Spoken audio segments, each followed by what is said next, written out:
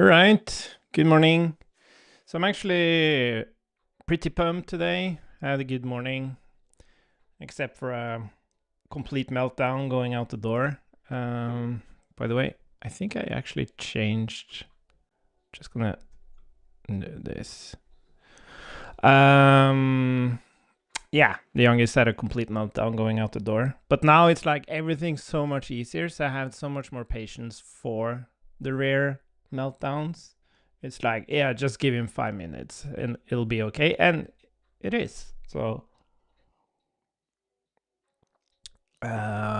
anyways, so I was busy yesterday.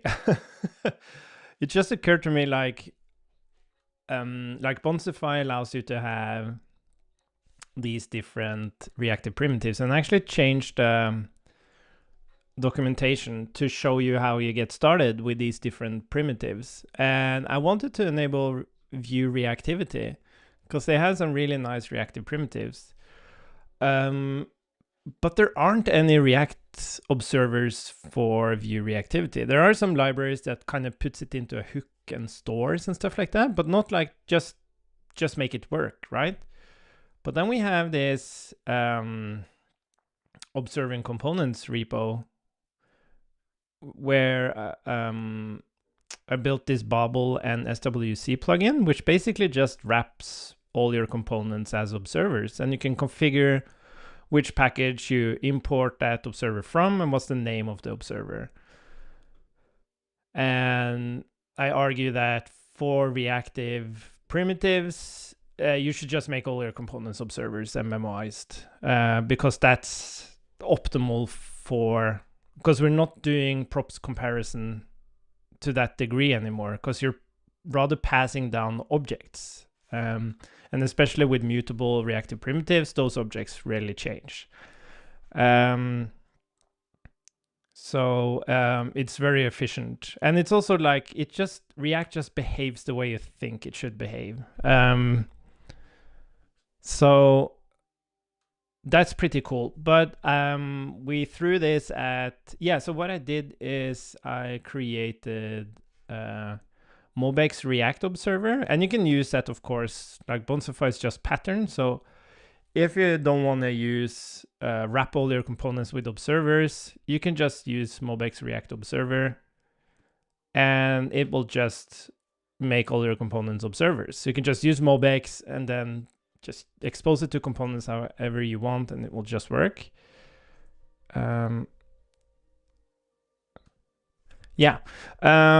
But I did the same for view reactivity, but I had to actually implement. Oh shit, did I forget to? Oopsie. That's the wrong link. Let's see, we can fix that. Readme. What's the view reactivity React observer? My bad. Git and typo. Cool. So the point is that I did the same for this one. So if you want to use the view reactivity package, you can use this Bubble or SWC plugin to just make all your components observers. And it was actually a simple implementation. So this is how I did it. There's this observer, and it does the memo thing. It does the display name thing. And it actually just creates a new reactive effect for every reconciliation. And you might think that you want it to, that's inefficient, but it really isn't. Because if you try to keep a single reactive effect running all the time, that doesn't work with React, because that's basically a side effect. But here, I've also tested this, as you can see, with the finalization registry, that it actually cleans up all the effect runners the way it should. And you can imagine, like, if React actually had reactive primitives and made their components observers, they would have to do something like this, right? So it's a minimal overhead. But yeah, so that's pretty cool. But we threw the Mobex package at Adam's project, and he found a couple of issues that we're gonna try to fix. So the first thing we're gonna do, and of course we're gonna use AI for this. Oh, I want you to do index test. So we need to identify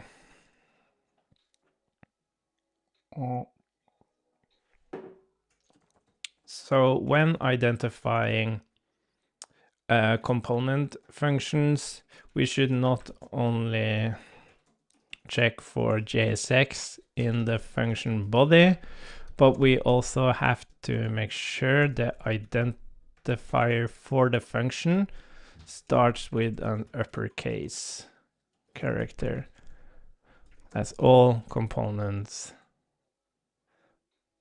starts with an uppercase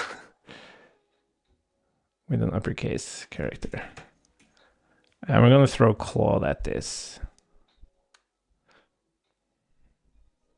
Yeah, I think we can try this. Yeah, so I was just currently just checking if there was JSX in the functions, and that's not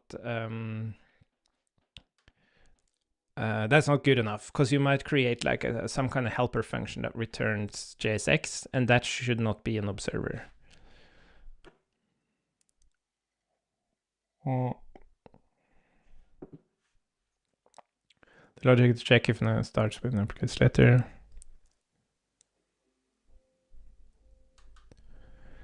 Yep.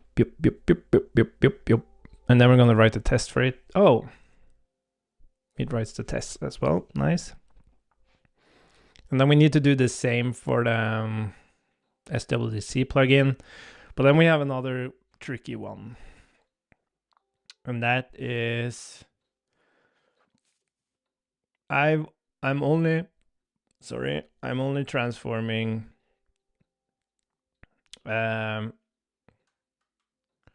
like when the variable is the actual component, but you can have a variable that is an object, and then each key in that object is a component. And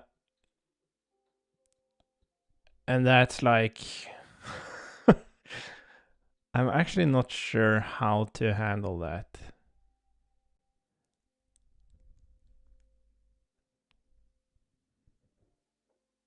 Yeah, let's check this one first.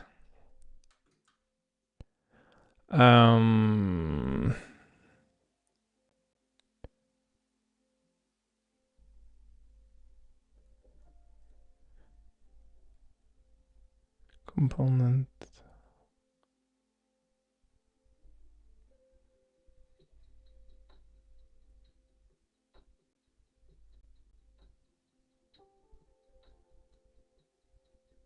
Oh, but what happened here? Sorry, I'm gonna show you the. I guess Adam doesn't mind. Open. Let's see. So this is the thing. So he has this component page, but it does seem to. I'm not sure what's wrong with it. Component is not a function. Why does it say that?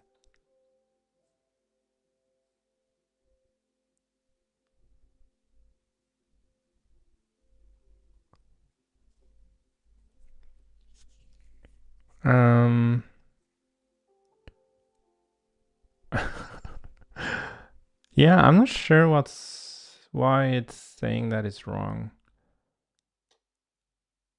Because it does wrap it with observer. But it says component alarm store.page.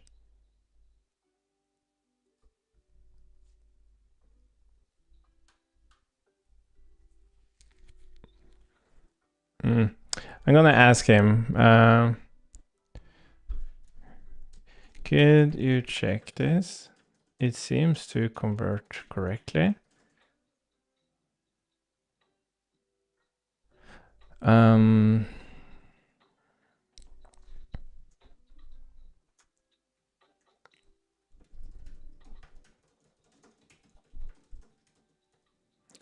what is on?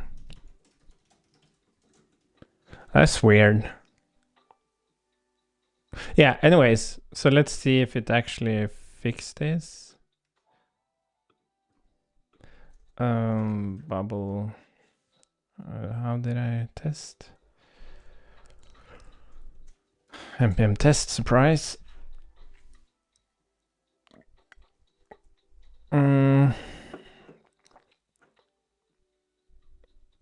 So what was wrong here?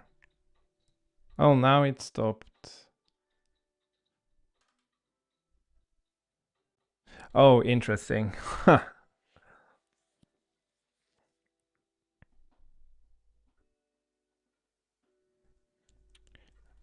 Yeah, because foo.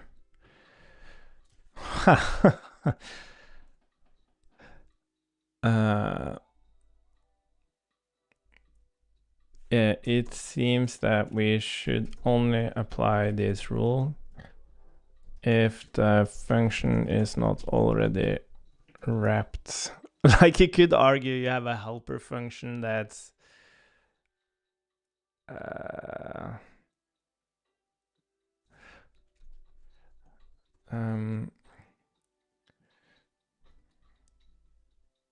yeah, so I'm not sure why this failed. Like, is it because two failed? Transform variable arrow with existing higher. Yeah. Is it like, I'm wondering, like, why is it looking at this thing?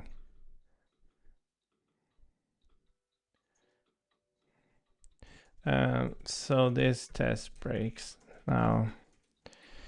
Is not the identifier the actual variable, not the wrapping function?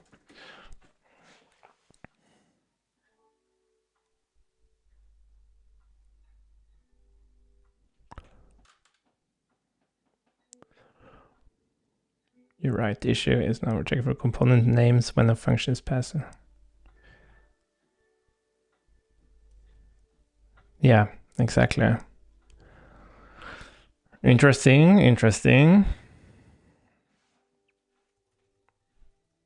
By the way, we're also going to do something else. We're going to talk about read-only, because I found a way to look at that. Okay, but then could you add a test that verifies the following?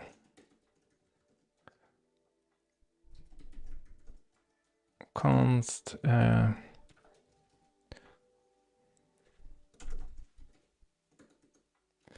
so we would have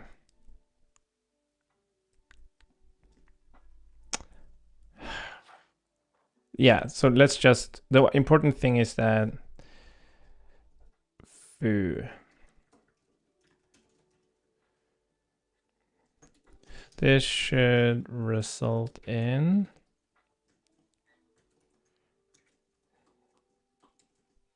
observer.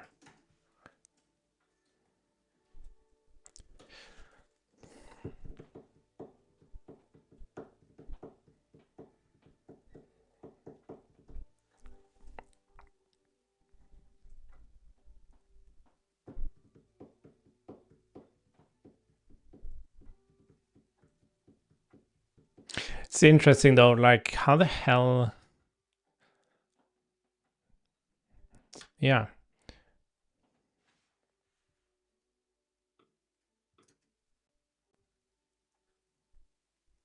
Yeah, so it didn't do that.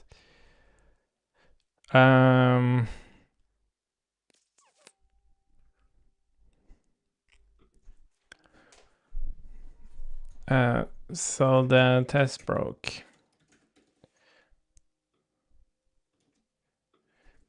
You have any thoughts on how we should check this? Like you might even have like utils, and then you have like utilities there.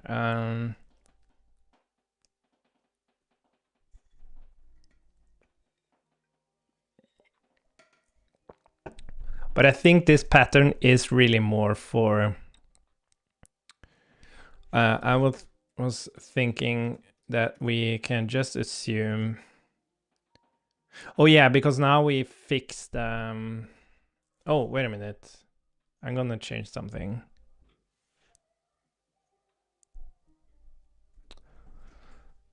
What if I do this?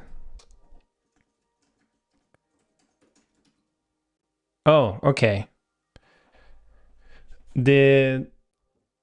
Oh yeah, component. Okay, so it looked at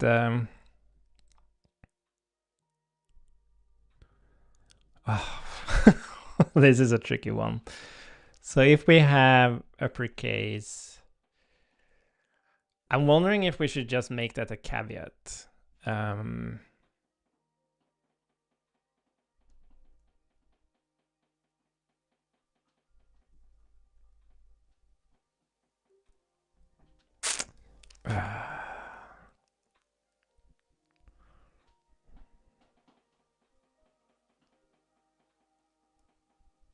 But it's like you wouldn't write that. Like this is how you would write it. And the point is like this key, like the example Adam has is like he's not even using like he's using this as the definition. It's very tricky, but at the same time, what I don't understand here is that it does the right thing. So what we can do is like if a function is assigned to as a value to a key and it contains JSX, then we're gonna put an observer around it. We could also check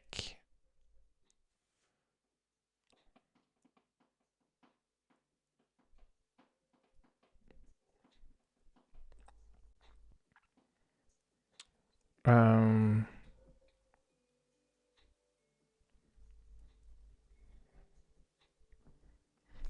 god damn it.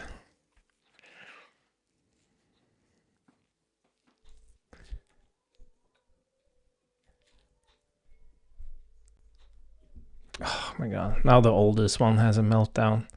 It's so exhausting. You know, I think the biggest challenge with children and being a parent is that as a parent, you have some perspective on life. So there's like this huge irrationality gap. Like kids are exceptionally irrational, right? And how they react emotionally does not is not like, yeah, it's completely irrational. And it's very exhausting. It's like even if you're talking to a friend, right? Or a colleague, and they're like complaining about something. And you're like, come on, do you know how lucky you are? It's not that you shouldn't be allowed to complain about things. It's human nature to kind of meet equilibrium. But as rational, intelligent beings, we're able to like actually reflect on that. So yeah. Okay. I was thinking when a function is assigned to a property, we would rather check the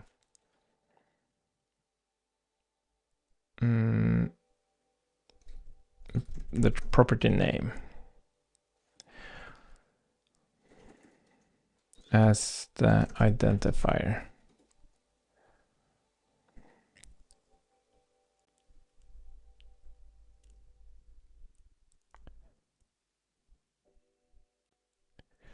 The current run isn't handling components inside. We need to modify the function to check property names when functions are assigned to them.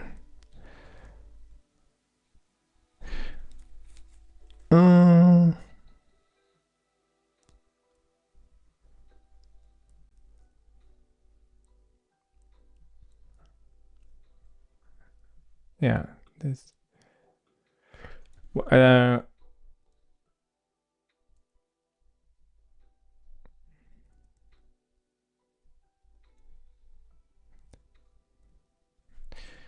Okay, great. Can you do this? But also make sure that if the property identifier is like foo,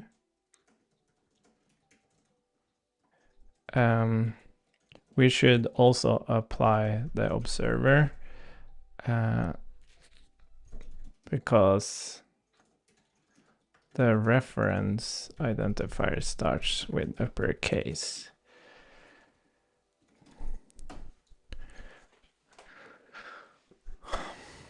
Yeah, I'm worried about I am worried about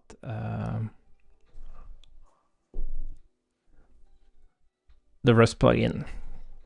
It's gonna have a hard time implementing this, I think.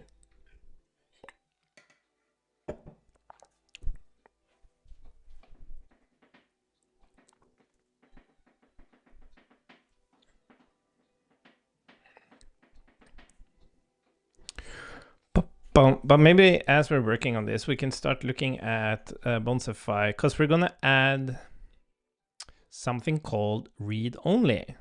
And it's actually quite simple. So our reactive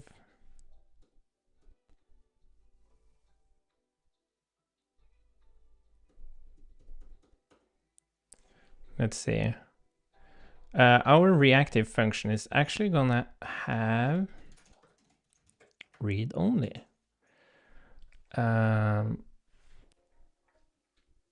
Yeah, let's just call it read-only. So function read, maybe we can export it. And read-only is actually going to be very much the same thing, only that you're not allowed to. You know what? We can actually simplify it even more. Let's keep this. And what we're going to do is we're just going to do this. False.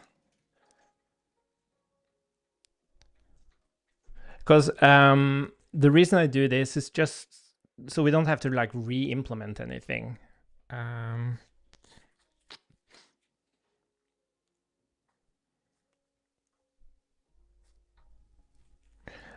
then you can say, why not just have reactive and then read only?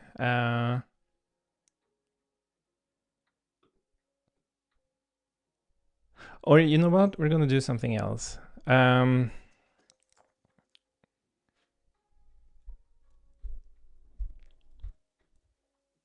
are we?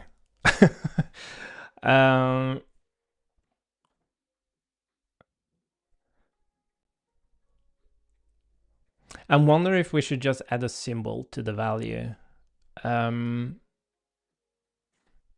think that's simpler. So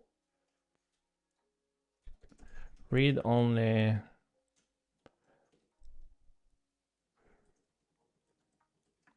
So the first thing we have to know is that the thing is an actual proxy. Is proxy. Symbol is proxy. So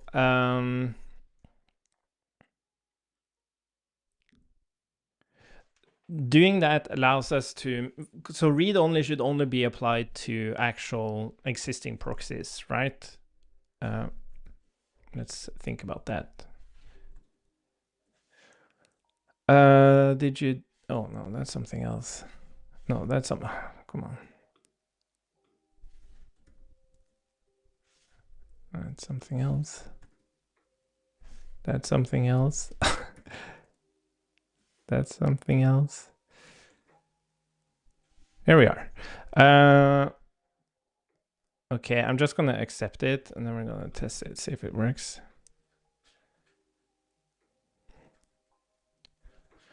So that didn't work. Okay, so I worry about this. I think it's too complex for an AI to figure this out.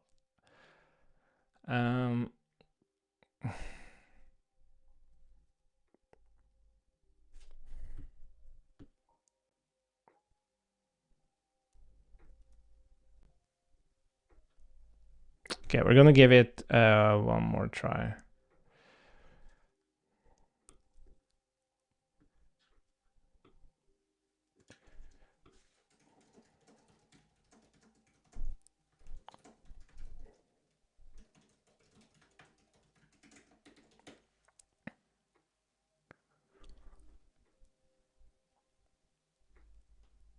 It's almost like we have to try to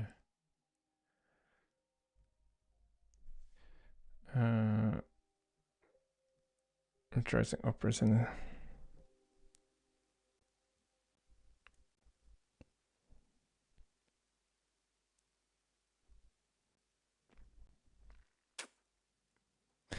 Okay, I wonder if there's a different way to do this.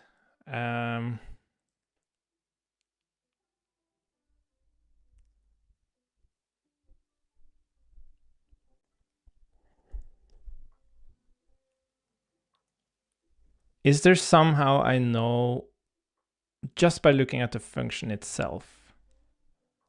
So you can argue if you return JSX,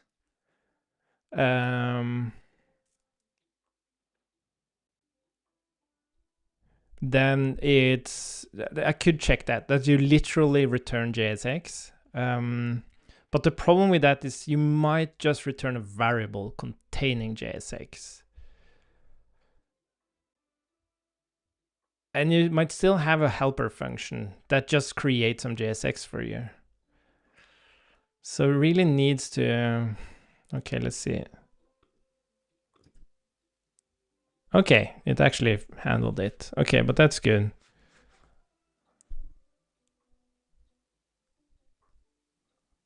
Yeah, whatever.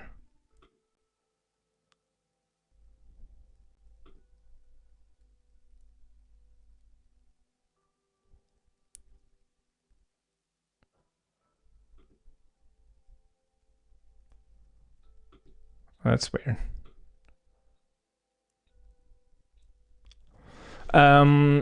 Okay, but it's working. So I think that's good. So we should be able to handle this now. The big question is, what about, is it able to actually build this? Oh yeah. I'm not sure. Why is this is call expression?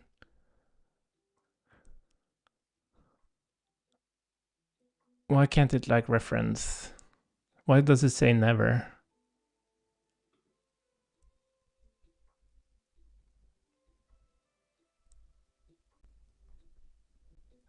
Yeah, I'm not sure. Let's just ignore it. Cool. And now let's write a couple of tests first. So that would be tests.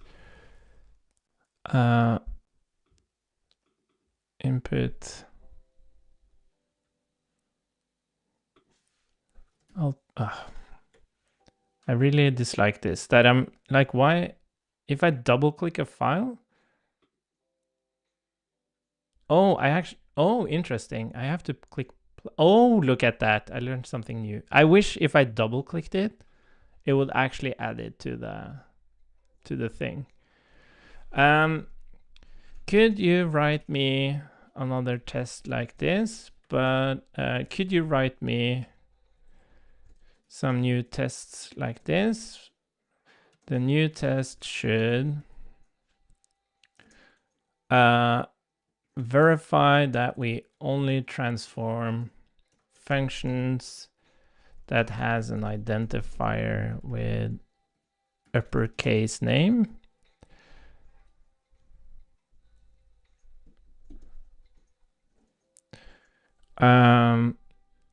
Verify that we transform functions defined in objects where key is uppercase name.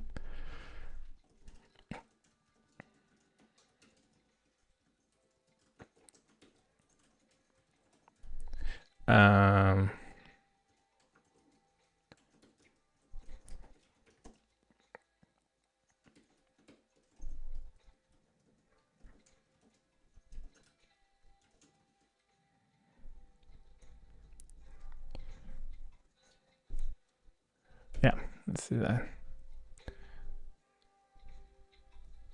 I wonder if it understands that it should create new folders.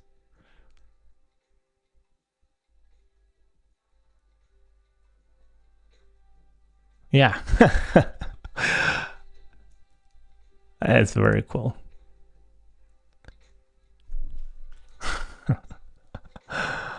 It's very, very cool. Let's see. So SWC plugin, transform, cargo test.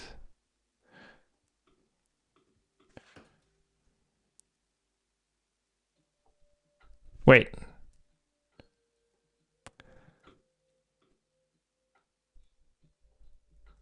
Seriously? Did it just work? Wait, did it already support it?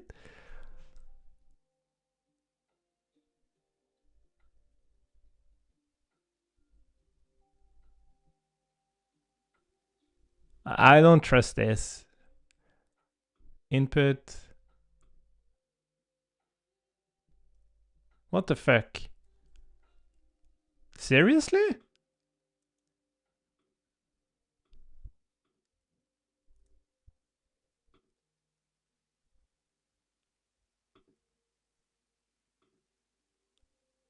Seriously? Oh, that made me super happy. Okay.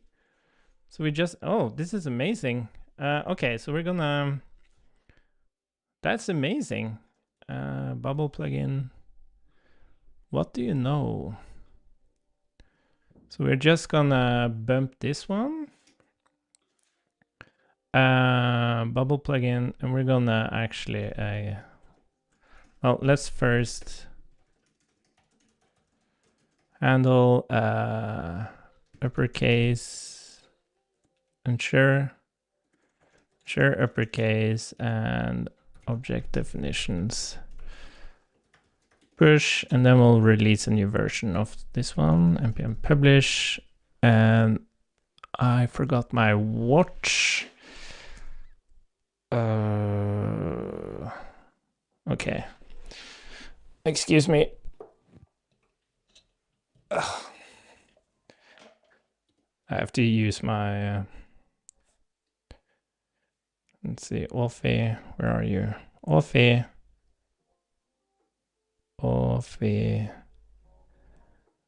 So 816969. There we go. Ugh. There I am. Cool. Yeah, awesome. We fixed that. So can you imagine? That was awesome. Oh, wait. Wait, these were not saved. Ah. Ah. They were not saved. That's why they worked. Oh my god. It was a false positive. Yeah, that was too good to be true. There we go. Let's see. So Yeah, that would be so weird if that actually, god damn it. Wait, do we have another one? There's so many of them. Close all. Save.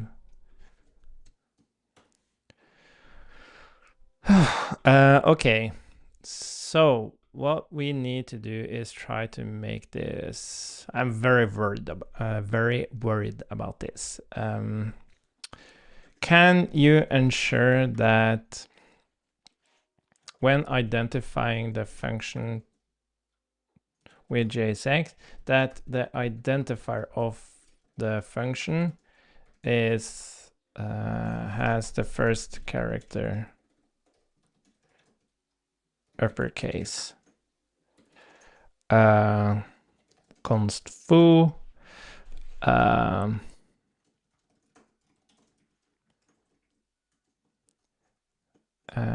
These should be converted.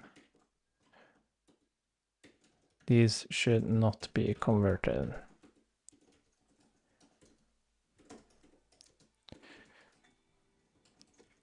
So that means function foo. Oh, let's just. And then we have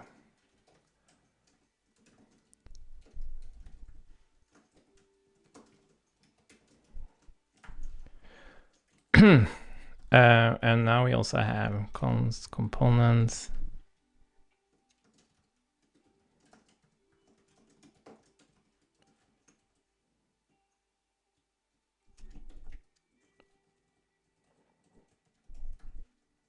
I guess that's all of them. These should not be converted.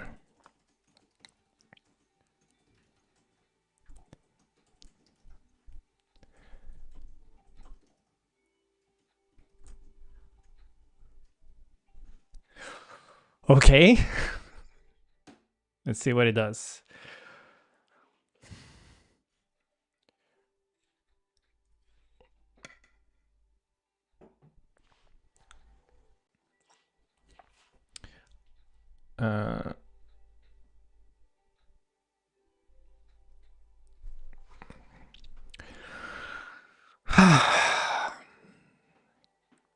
Yeah, I'm really excited about that read-only thing because it allows you to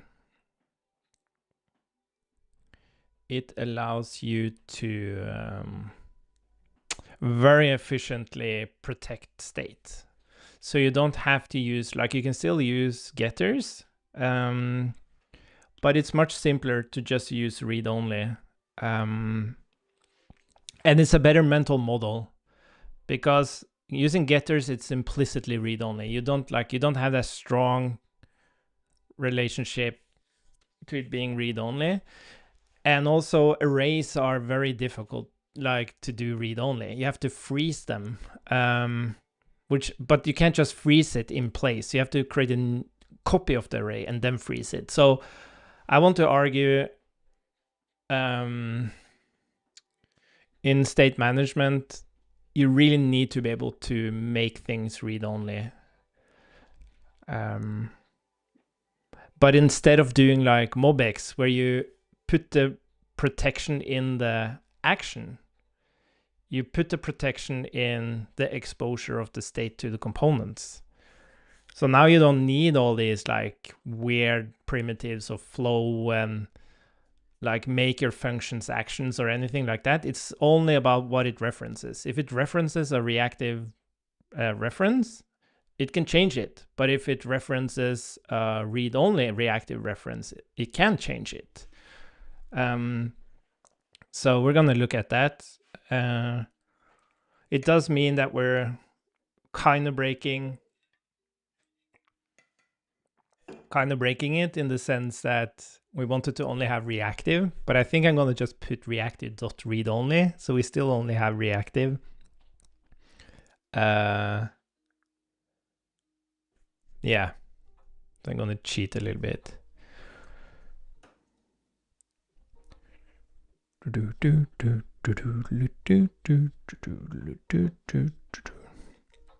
Okay, so what happened here? let's look at one of them. So I wanted it to have import.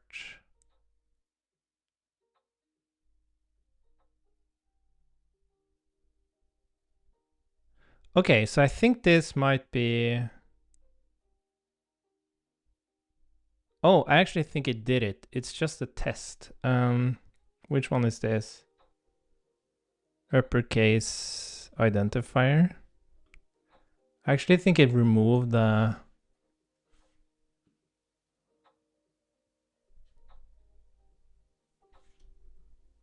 I'm not sure why though.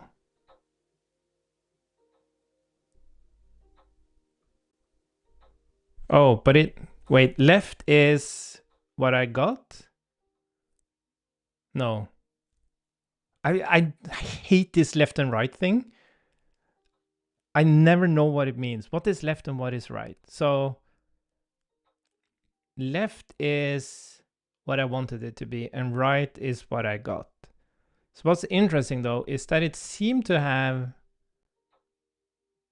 Yeah, so it didn't respect the identifier here.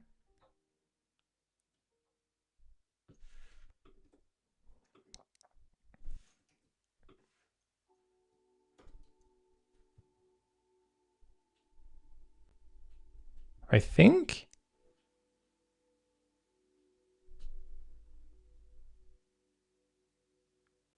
Yeah, look at this. Okay, so I'm just gonna fix this one.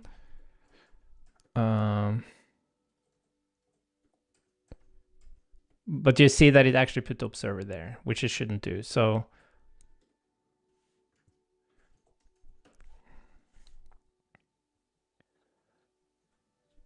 let's just clean these ones up. So this is.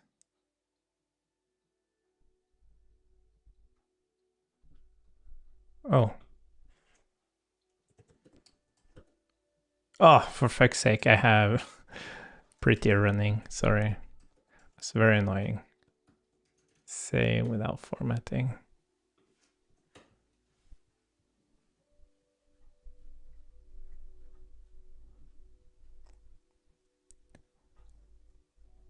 Okay.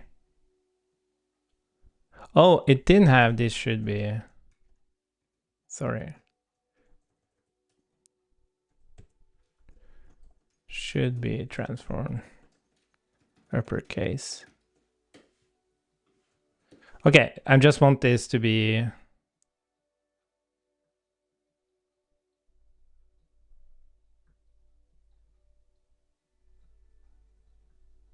Wait, what's wrong? Oh, okay.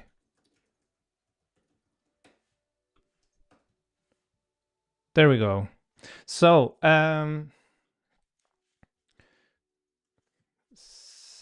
this, we're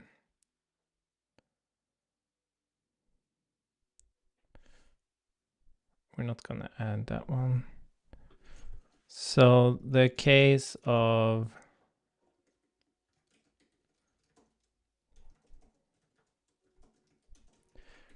still adds the observer. It should not add the observer because the identifier is bar lowercase first character.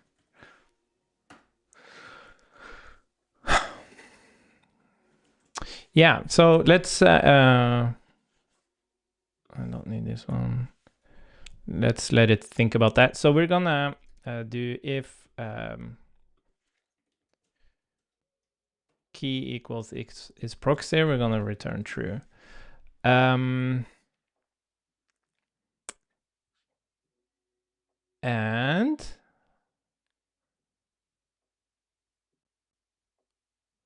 And what we're also gonna do is we're gonna just take this and we're gonna say value read-only proxy is true.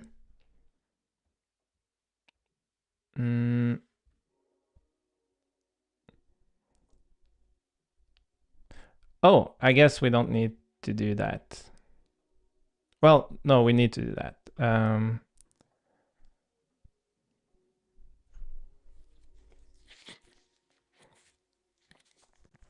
Yeah, like I don't like adding. No, I don't like this. We shouldn't do that. Yeah, no, let's remove this.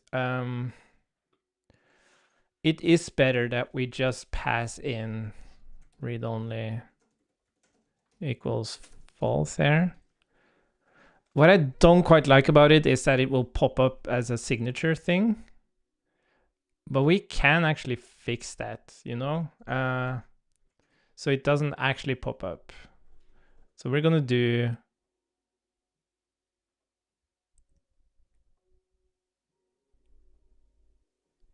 args unknown. Does this actually, let's see, const foo. Yeah, okay, so we're gonna, interesting. Oh, you know what? We're just gonna do read only equals false. We're gonna do this, but we're gonna retype this thing.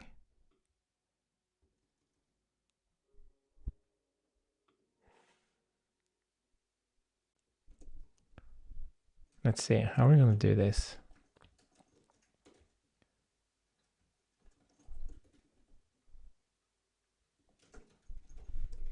Well, we're not gonna do this.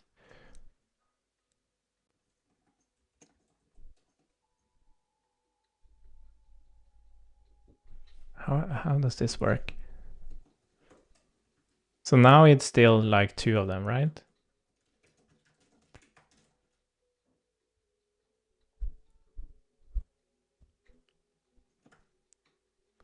Oh.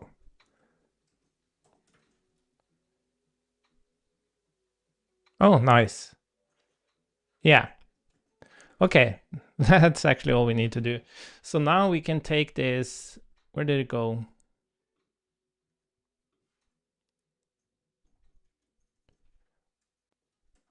Export function. We're going to call it read only. The question is, should it be... I think we're going to make it just... I'm going to call it read only.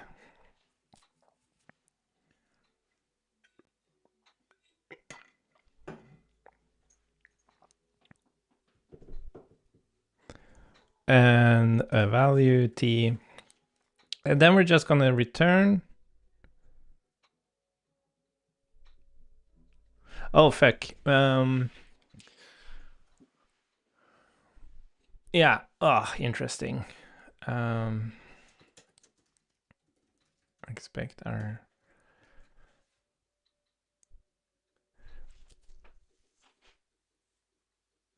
the problem now is the proxy. No. Yeah, because the value is already...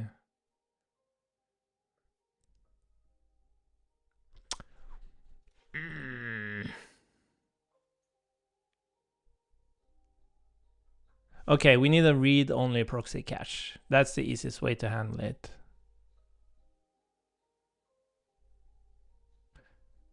But this is interesting, like... What's the most efficient way of doing this?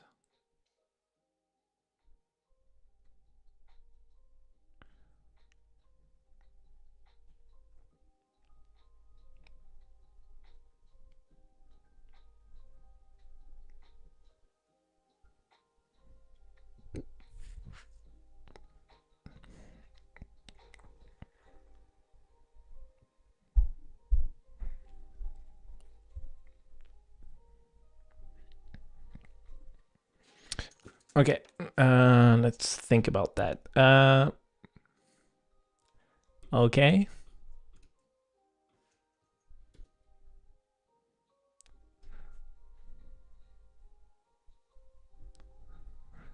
Yeah, I knew it's gonna have a hard time. Like this stuff, I don't think it's gonna be able to figure it out.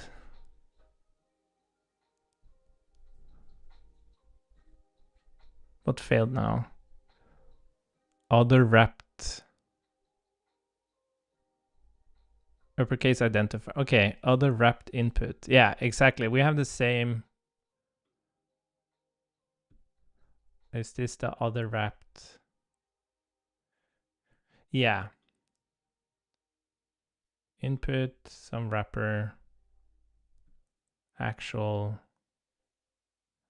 Yeah. Okay, great. That works, but cons home equals some wrapper does not work. It does not seem to use the actual variable identifier to check for uppercase.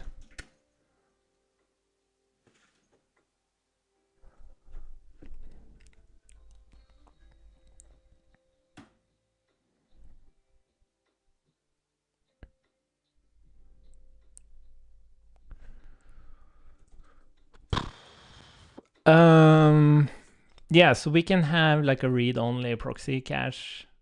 I think that's the simplest way.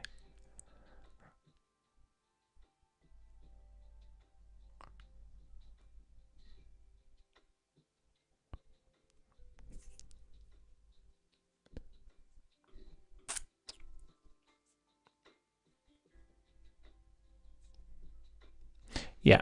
Okay, so proxy cache, read-only proxy cache.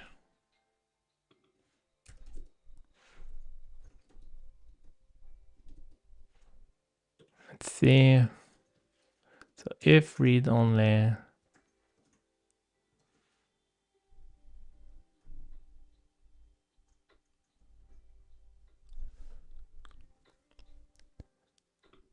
Oh, hi there. Yeah, you know, I actually didn't give an update on that. So the quadrant thing, I got it running. It worked really well. What I figured out is that I had this idea that building up a conceptual file tree for AI, like that makes sense. That like our understanding of like diving through a file tree, we know something beyond the names of the files, right? Because we know the code base, we have experience with the code base, so we kind of have these summaries in our minds when we look at folders and files, and that's what we did, and that worked really well. But the challenge is like, how does an AI best do that, like figure things out? So I exposed those summaries as a query, so the AI agent would like, is there a counter in this application, kind of thing. And then there will be like a RAG operation, and then there will be an agent that responded, yes, there is a counter inside this file. But what I figured out is that I removed that like conceptual file agent and just and I did a straight up lookup in Quadrant, where I basically created a function, a tool called readdir. So you have like write file, read file, and readdir. But instead of readdir being an actual readdir in the file system, it would actually just find all the summaries that's on the directory it tries to read from Quadrant. So you would get exactly the same as doing a readdir from the file system, but instead of doing it in the file system, it would do it in Quadrant, and you would not only get like what files and folders are in that directory, you would also get the summaries.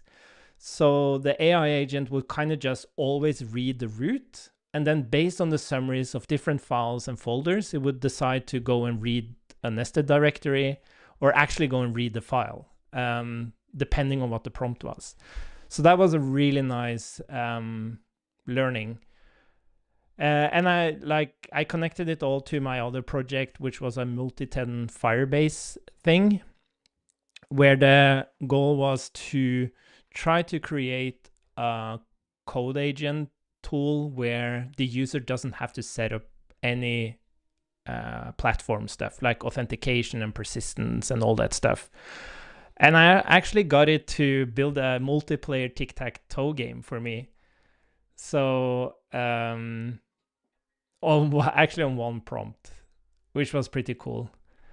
So basically what it did is that I instructed it with how, like, it was based on Firebase, and I just instructed it how it should handle collections in terms of security and stuff.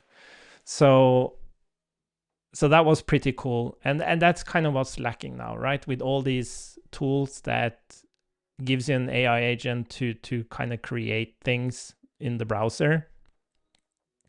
They don't have authentication and persistence and storage and stuff, or they're so open-ended on, like, there's only engineers using it because only the engineers knows, like, oh, I want to do it with React, I want to do it with Vue, and it's like, no, that doesn't matter. Like, this is going to be so abstracted that anyone can go and just say, hey, build me a tic-tac-toe game, I want to play with my friend, and it can just do that for you, you being an engineer or not. But you have to have some opinions on that, because you can't have normal people going to the Firebase console to set up persistence and authentication and stuff like that. It doesn't make any sense. So, but you don't have to use Firebase. You can use something else, right? But some opinion. Anyways, so what I really want to do in terms of that CodeRag tool is I really want to make it an NPM package, but I'm not sure how to do it.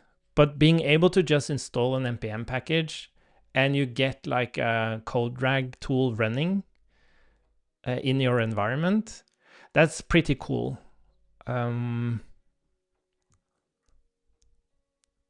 But it requires a bit more work.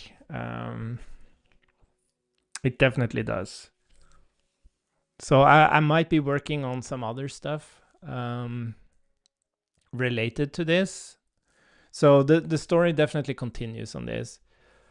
But yeah, now I'm working on some other stuff. I'm kind of dropping in and out of this AI thing. But I really want to build something that's like goes like abstracts the engineer. But it's not about like replacing engineers, right? You if you're gonna build something complex, you it's not so what I mean to say, it's not about replacing what engineers are doing today. Like, AI will enhance us, like what we're doing here with the plugin and stuff. We're using AI to write it because I have no idea how to do it.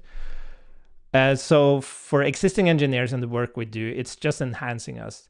But it's about enabling all these people who has these challenges in their everyday life that code can help them resolve.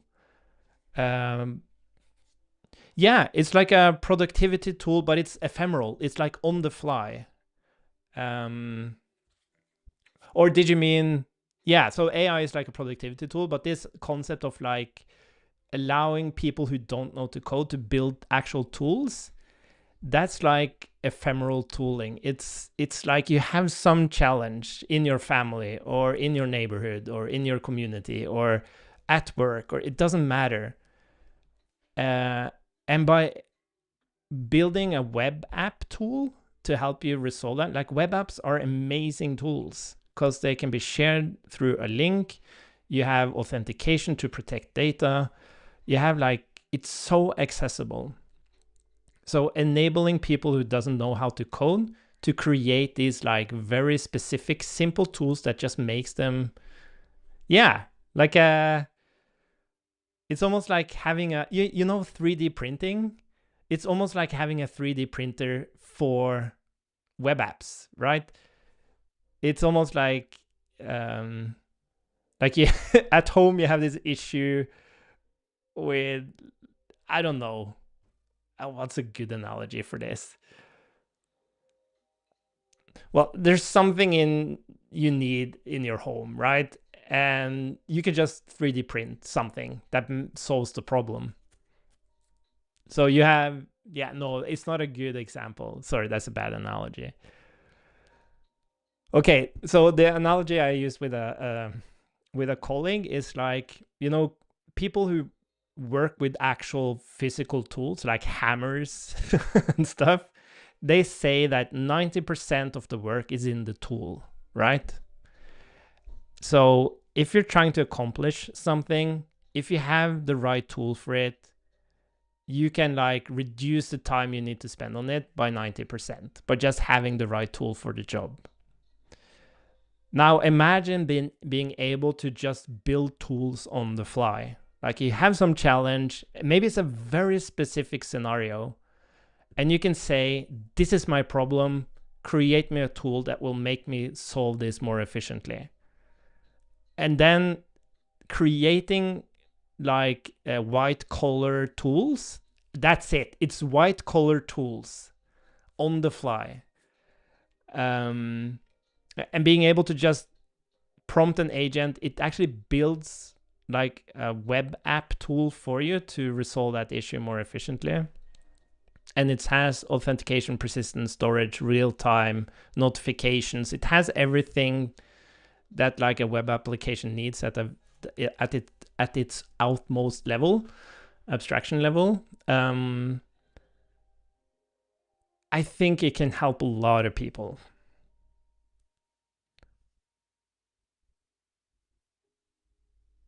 And as I said, you might just use it once, right? Or you might build something that's spent over time, or maybe just becomes part of your toolkit. Whatever you do. Yeah. So it's not about enabling engineers. It's about enabling everyone else. Yeah. Anyways, let's see. So we're here trying to make these tests run. Are you, let's see, are you into GPUs as well, or do you know someone? Oh yeah, no, yeah, where am I in the stack? Like I think of yeah, I'm a little bit all over the place, but I'm not a hardware person, that's for sure.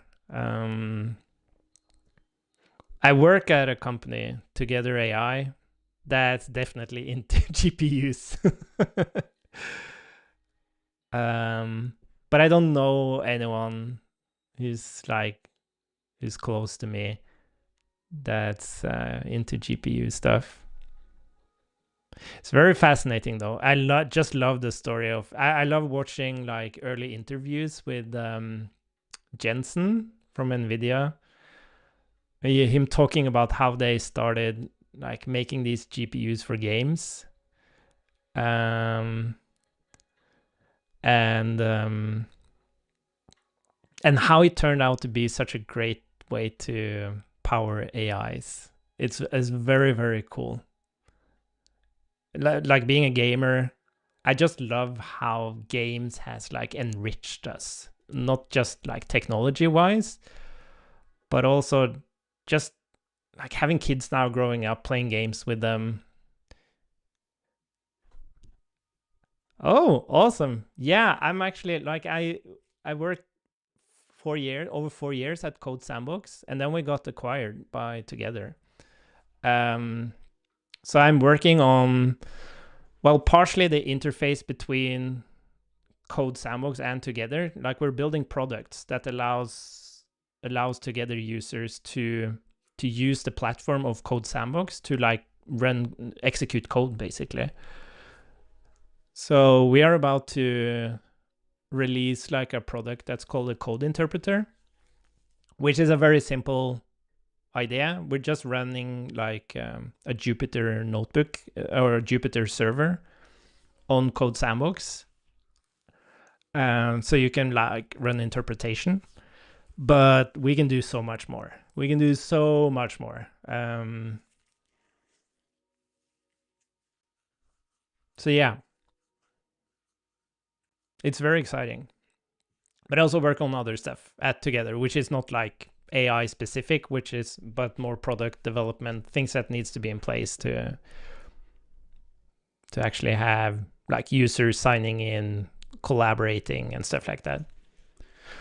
Okay, let's see. So we did get further. It actually solved that one thing, so that's great. But now we have, so what did it should be? Oh, I think it actually did it. It's just the wrong, oh, nice. Let's see. So this is, what this, was this computed? Yeah, computed key. Look at this. I think it actually did it. Because we just need to boop and boop, boop, boop, boop, boop, boop. Say without formatting. So what's different here? Oh, it's the indentation.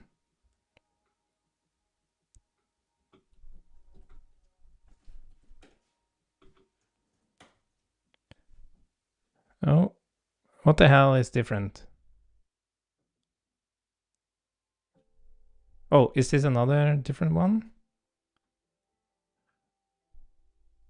Oh. Oh, look at that.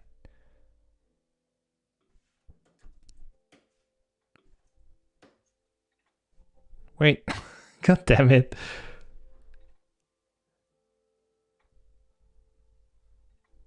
This should...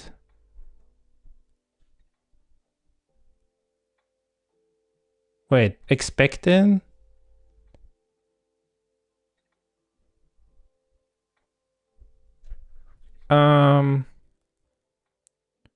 Oh, didn't it actually add the... I hate these fucking diffs. What do they mean? So this is my expectations. Wasn't it? So it's missing, right? In the output?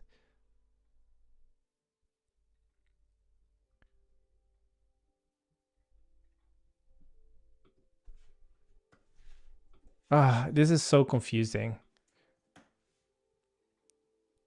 Okay, let's just fix the other one as well. Clean it up. So this was the uppercase key.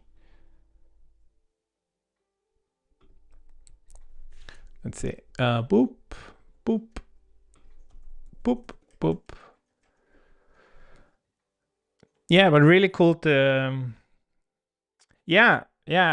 Thanks a bunch. And awesome to hear your like together. They have a really good mission, like enabling companies to be able to build products like OpenAI. They don't have the money to build their own models, so having an infrastructure that can run any open source model, and now that the open source model is becoming so good, it's amazing. Let's see.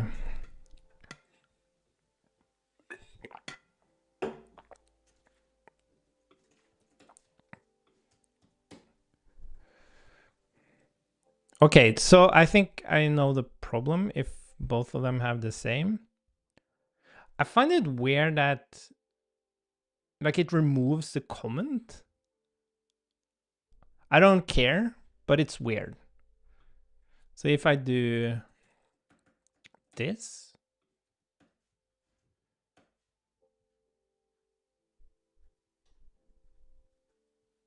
yeah, okay. So where's lib? Okay, amazing. The only problem now is that when it does wrap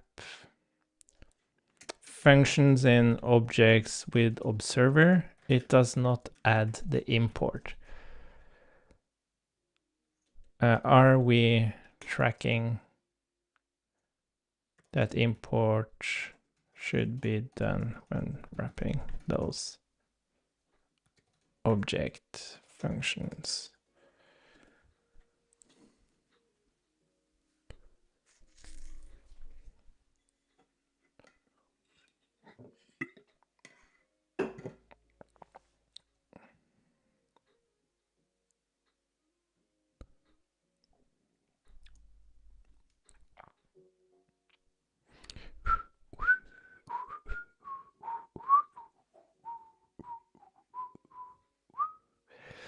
Okay.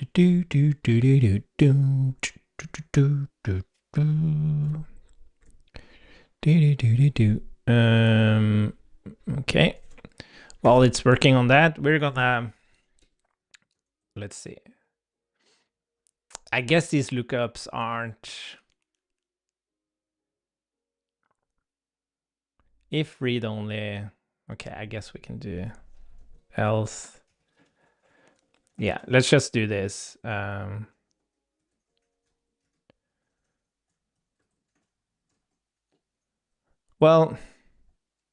no, I guess it's cleaner to just do. So we'll cache read-only proxy cache.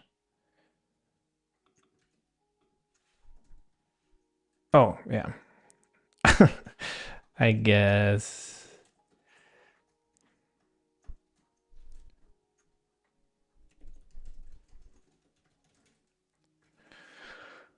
Okay, so now we have read-only. And what we're basically going to do is whenever we set, we're just going to, if read-only, throw new error, cannot set a read-only object. And I even have tests here. Can you imagine that? So you're going to write some tests. Cannot set a read-only object. And then we have create array proxy read-only. That's going to also take read-only false. And then we're basically just going to, let's see, get mutating array methods. Yeah. Yeah, so we're gonna, if read-only cannot, and I think we can actually do, we can give the method name. Oops. Cannot, how do I know the key of this? Key, read-only array. And then we're gonna have, if read-only cannot, what did I call the other thing? Cannot,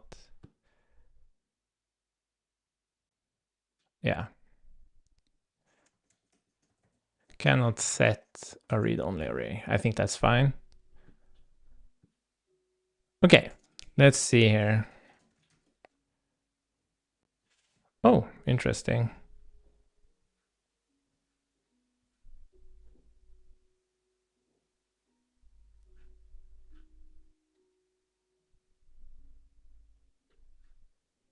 Huh, interesting. Okay, we're going to look at that shortly. Oh, look at that. We actually fixed it for the SWC plugin as well. That's amazing. That is truly amazing. I didn't expect it to be able to do that. So I'm very, very proud of you, Claude. Package.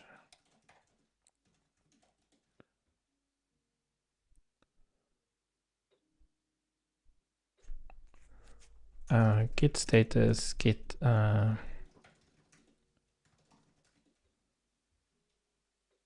wait, what did I do? Transform. Wait. Didn't I? That was weird. It did pre-pack. Oh, yeah. But I was in a directory. Does it go up? Maybe it does. npm actually like goes up the directory and finds the closest package JSON. Anyways. Handle uppercase naming and objects. So let's push that, and then we're gonna also publish this one. You'll have to excuse me, I have to grab my phone here. Oh.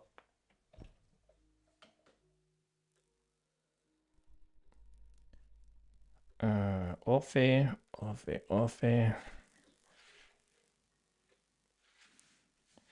79890. Great. Oh, did I? Oh yeah, we're back on. Let's see. Oopsie. Oh my god, oh my god. There we go. Cool. Nice. We actually fixed that. So we're gonna ask Adam. Could you do?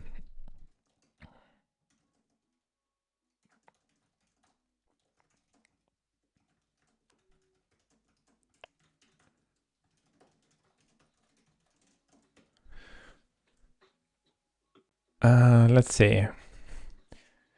Yeah, I wonder why suddenly my tests failed.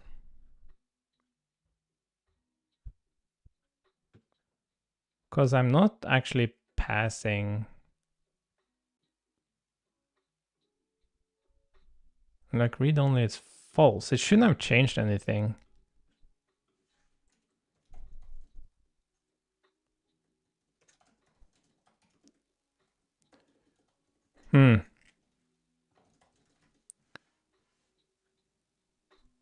So what actually failed here? Nested notifies nested property change.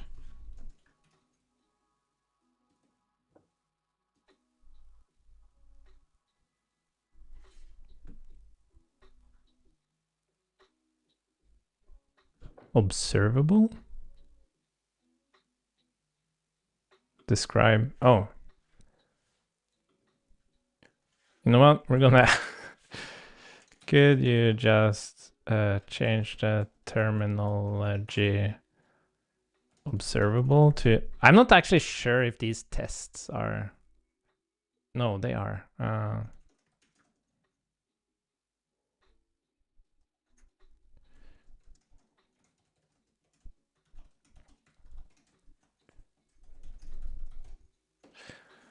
Boom, boom, boom, boom.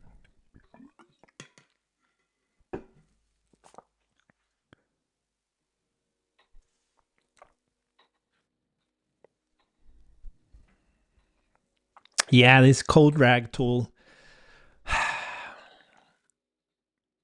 The challenge with it is that it needs a vector store, and then the question is like, how do you should it like support multiple stores?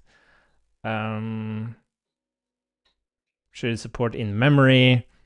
How do you refresh the index? How do you detect if it's out of sync? Like there's so many things. I don't wanna, yeah. Okay, so let's see what's happening here. Notifies the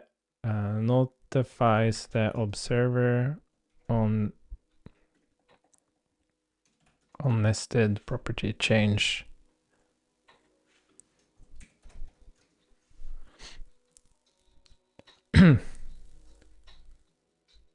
I wonder what changed here.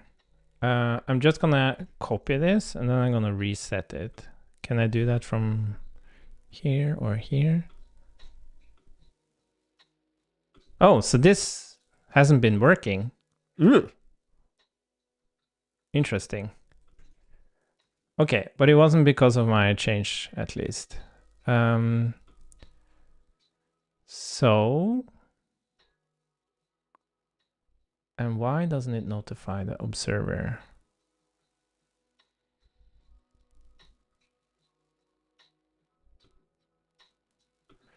Let's look.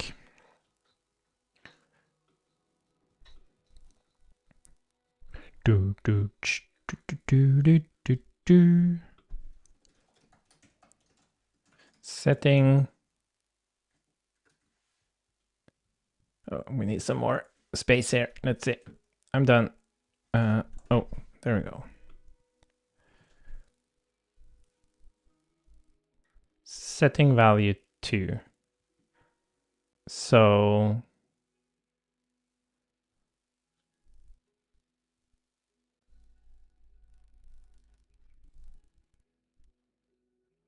it's definitely using the proxy, but there doesn't seem to be any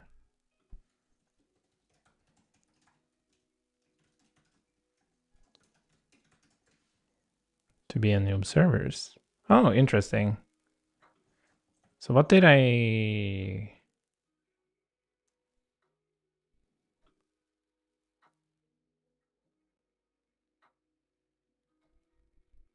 New observer, data nested value. So when I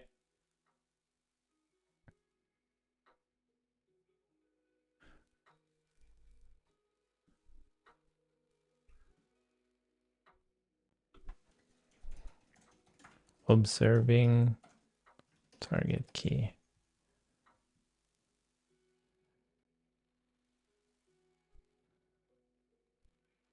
Yeah.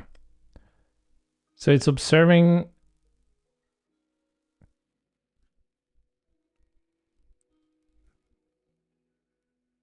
Oh, interesting. It's not observing. Oh, sorry, it is. So here it's observing the value, but I have a feeling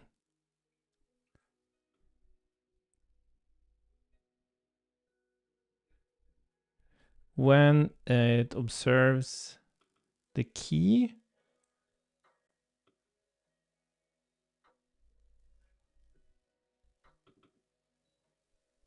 so this observations get target.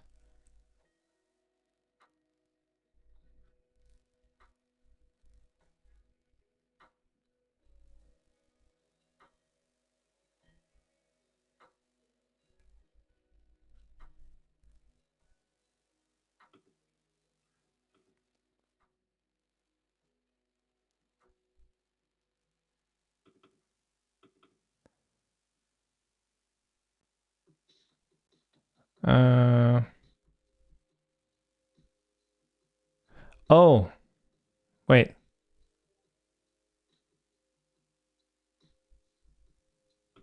Wait.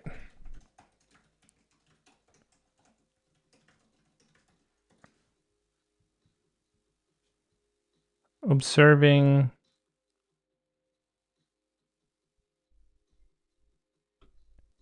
value. So why doesn't it find it?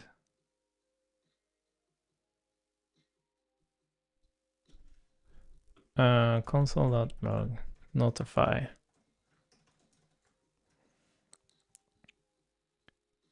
Oh, it doesn't notify even. Why doesn't it notify? What the hell did I do here? All observations. But when do I actually set?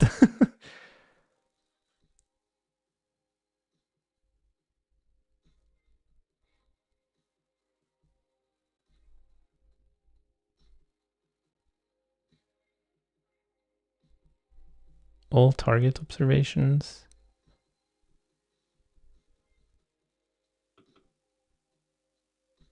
Wait, how the hell does this work?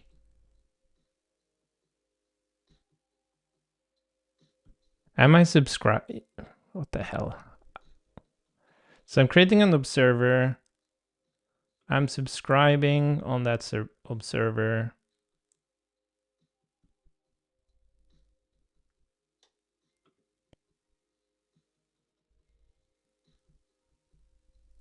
Oh, yeah, I'm just doing... I have to subscribe after I'm done tracking. I think that's the problem. So it's...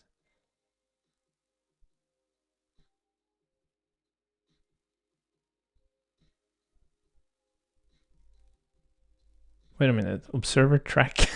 What the hell? I can't remember any of this.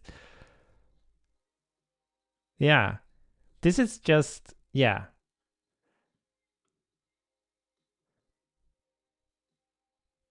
What the hell?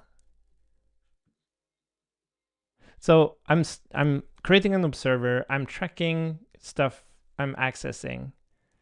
And then I'm not tracking anymore. And then I'm subscribing to the changes.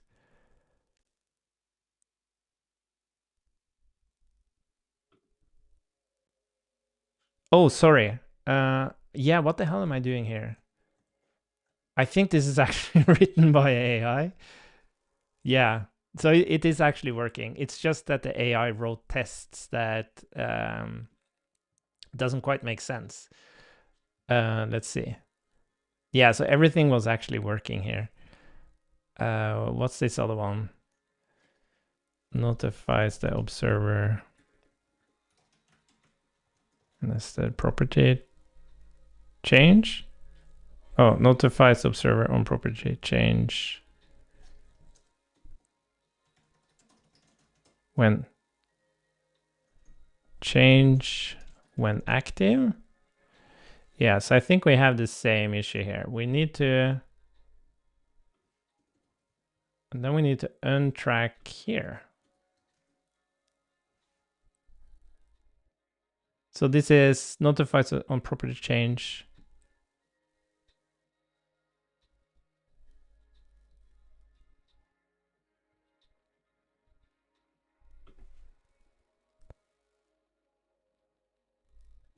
While still active? When active? What the hell does that mean? Who wrote this?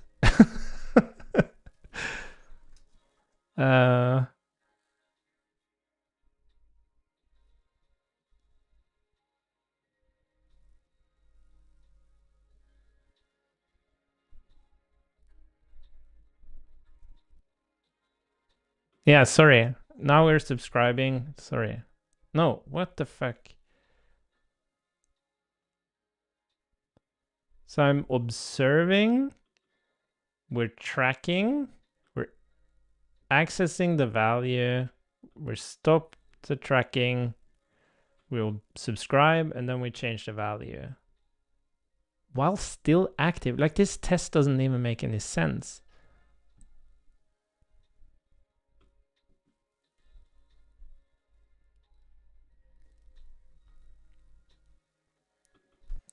Let's just stop this when active. I don't understand.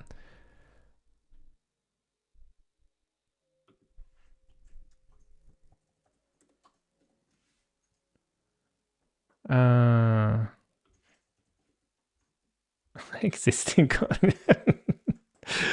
Oh my god. Okay, this is weird. So we can look at this. So what does it say? So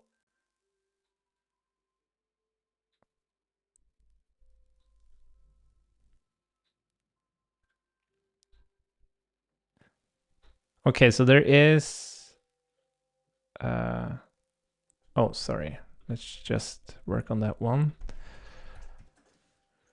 Oh, was that the wrong one? Which one had an issue now? Oh, notifies the observer.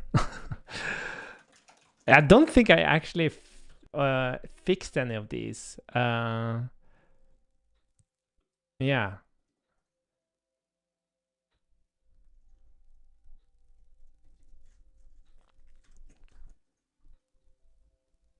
Or yeah, I'm not sure.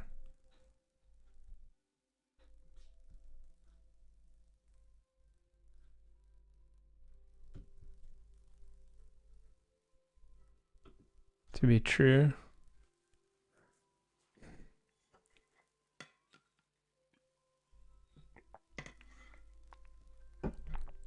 Oh, I don't think we actually...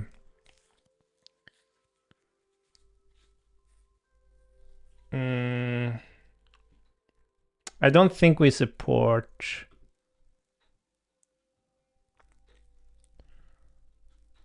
Well, I guess...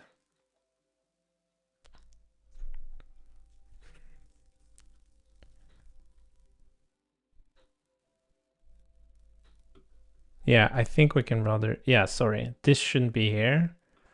This should be here. So that would be value.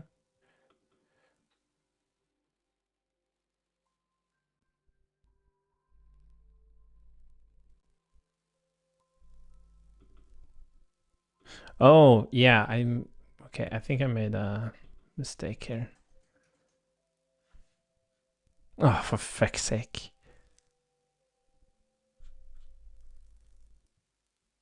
Is accessing array. we can do this instead. So if, yeah. Okay, so this should actually work. Create array proxy. What the hell? I wonder what happened to these tests.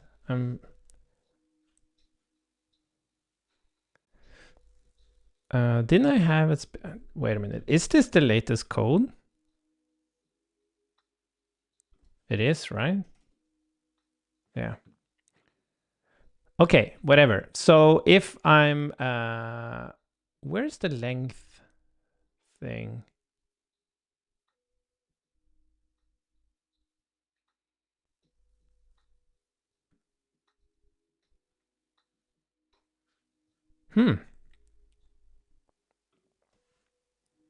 So what we need to do is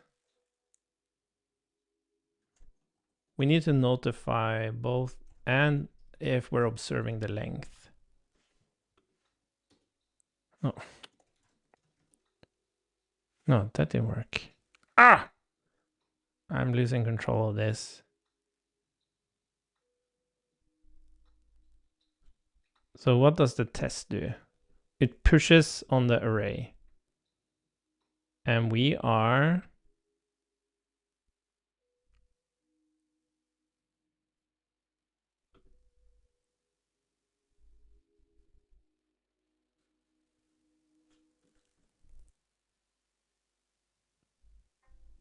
Return. Oh, yeah, look at this. Is accessing function. No, we shouldn't. Wait a minute. I thought I fixed this. Wait a minute. I have a feeling I haven't pushed something. Let's see. I'm just going to check my laptop. It's very typical that I forget to. No, it's all up to date. That's weird.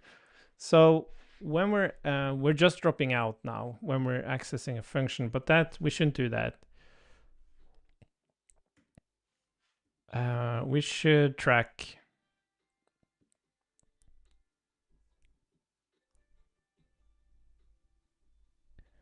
if key in iterating array methods.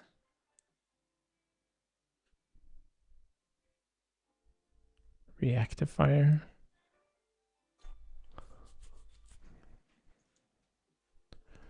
And then return result. So this should be the same as the object.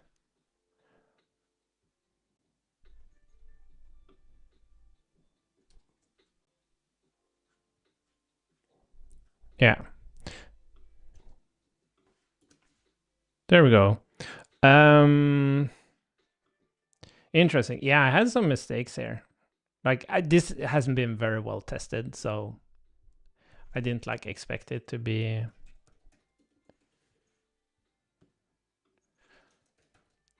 Observing. But it's nice to get this fixed. Like we can't release this until it's actually working. Observing parameterization necessary tracking. Morning, Adam. So I pushed 2 updates, one to the Bubble plugin and one to the SWC plugin. And I have tests that checks, that verifies both that the identifier needs to be uppercase first character and even the object crazy stuff you're doing, which makes a lot of sense. I'm just kidding with you. But yeah, those were great examples. Let's see. So now we need some tests for read-only. And I'm gonna ask, can you write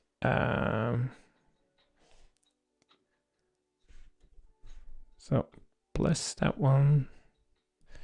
Could you write some tests for me that verifies the behavior of the read-only?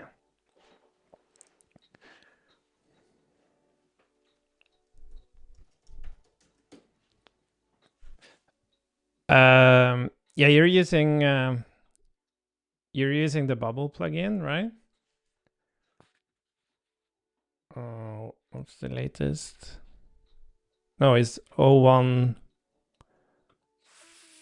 Yeah, so sorry. I didn't. So I've so there's a dependency to the underlying Bubble plugin observing components. So you should be able to just do like a yarn upgrade if you're using yarn, because that will update all dependencies automatically, or dependencies of dependencies. So the underlying Bubble plugin observing components, that needs to be 014.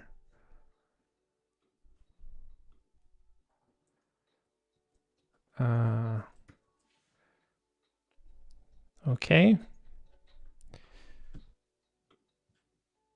Waiting for file changes. Oh, I have to save it. Read only is not defined. Okay. Oh, that didn't help. Okay, let's I'm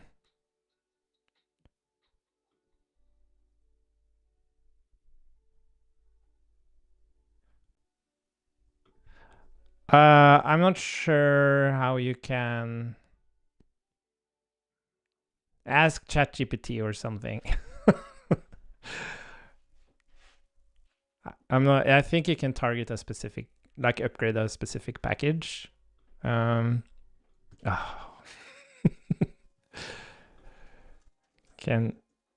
Okay, cool. Cool. And let's see, let's fix this. So we have prevents array mutations. Only and expect array push, cannot push. Yeah, that's interesting. So where's the array method?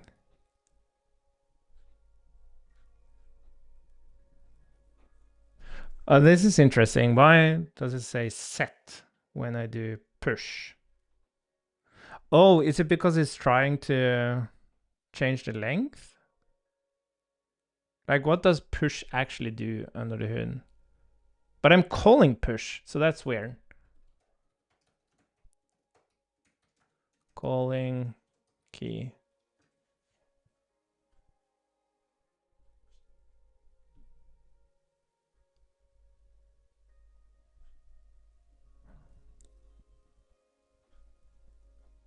What?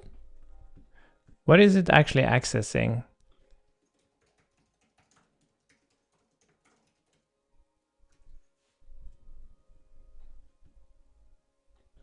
Three?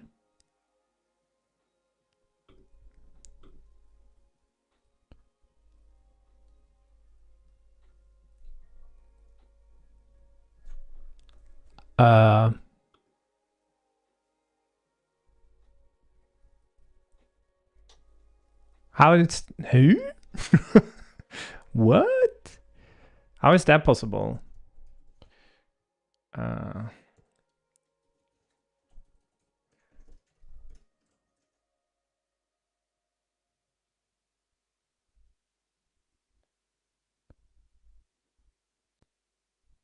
Yeah, like but I didn't look at the actual, but confirm it. That wasn't reactive, right? It was just, how do you use confirm it?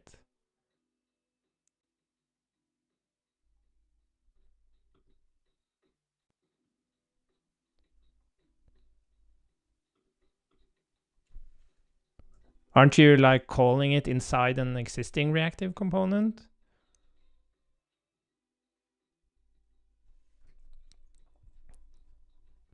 Getting push.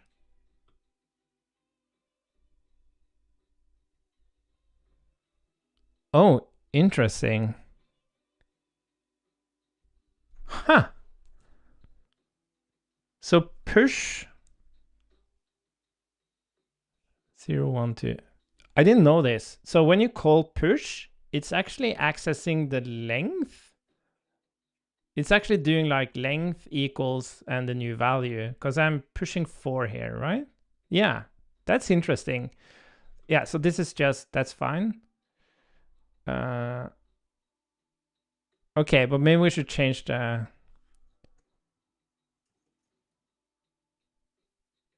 Cannot mutate a read-only array.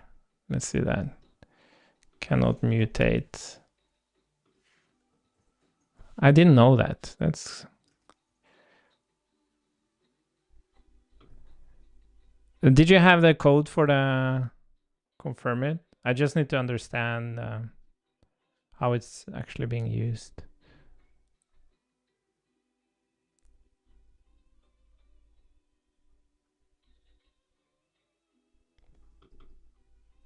Because you're calling...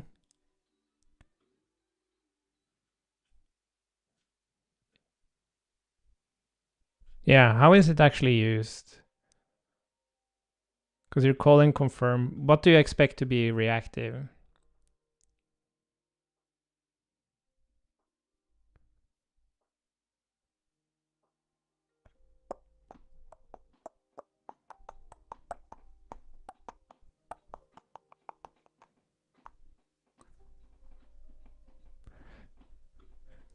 Is the... what is this? Message? So you expect a message to be reactive?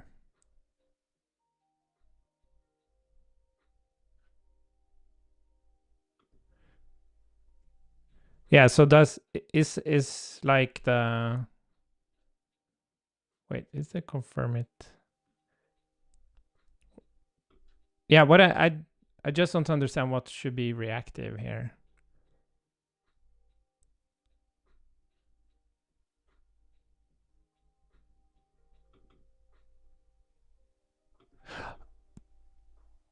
Oh, interesting. Oh, I see now. Okay, sorry. So... Oh, interesting. That's probably because you're returning help. Maybe there is actually logic in the... Like the old logic was like actually identifying returning JSX as opposed to has JSX syntax in the body. Okay, but I think this is a specific one, so I'm gonna do another iteration and fix that one. Let's just get these tests running. So let's call mutate. Cannot mutate. There we go. Yeah, and I guess it's the same here. Cannot set.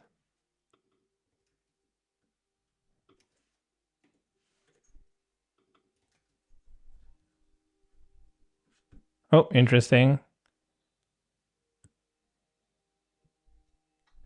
Cannot mutate. So this one. Mutate.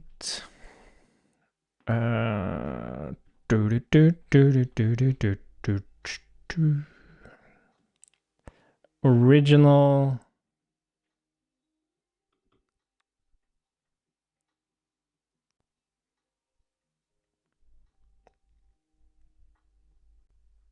Oh yeah, but this actually shouldn't work like this, because so what you would do reactive here. So you shouldn't be using the this keyword. That actually is really bad. Oh, sorry.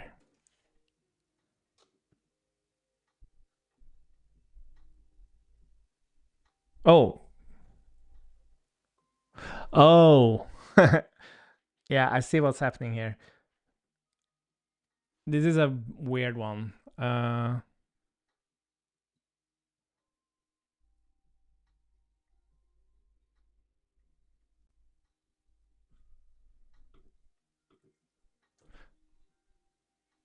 Oh. So, but what does the authentication settings look like now? Maybe it actually... And they're defined in the same... Yeah, I guess they're defined in the same file.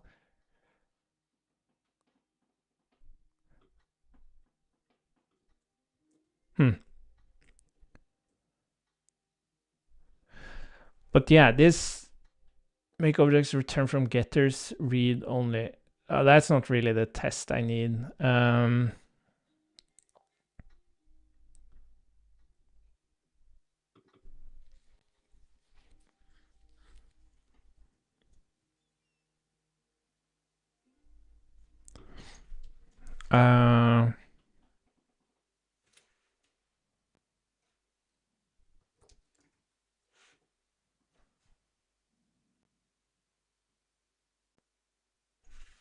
And this one's interesting.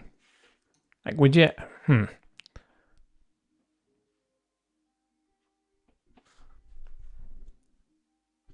Maybe I'm not passing read only here. Yeah, I know what it is. I'm actually not passing read only when we call reactive again. Do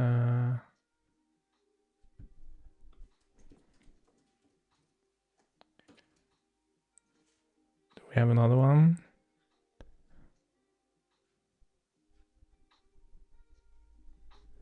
Yeah, we do have another one.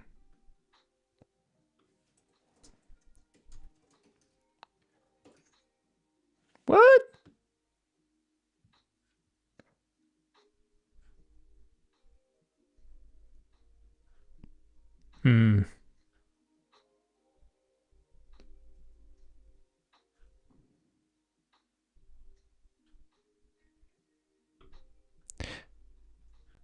Yeah, it should be an easy test.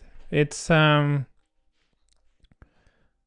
it's interesting. Could you paste me the authentication settings code? Just I want to just see if there's anything. I don't understand how they.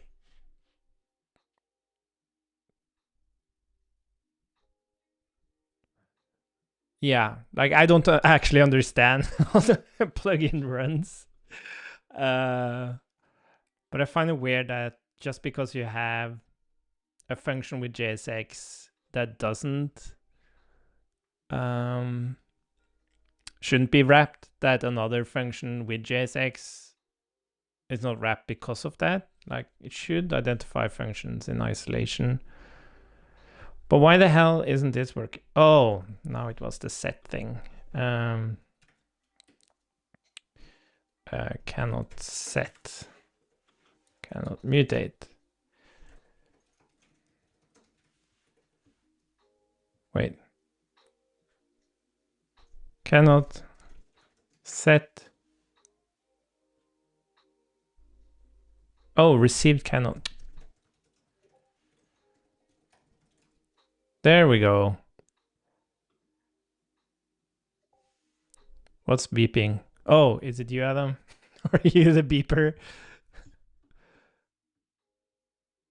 Is it okay, by the way, that I show the code? Or is it like secret?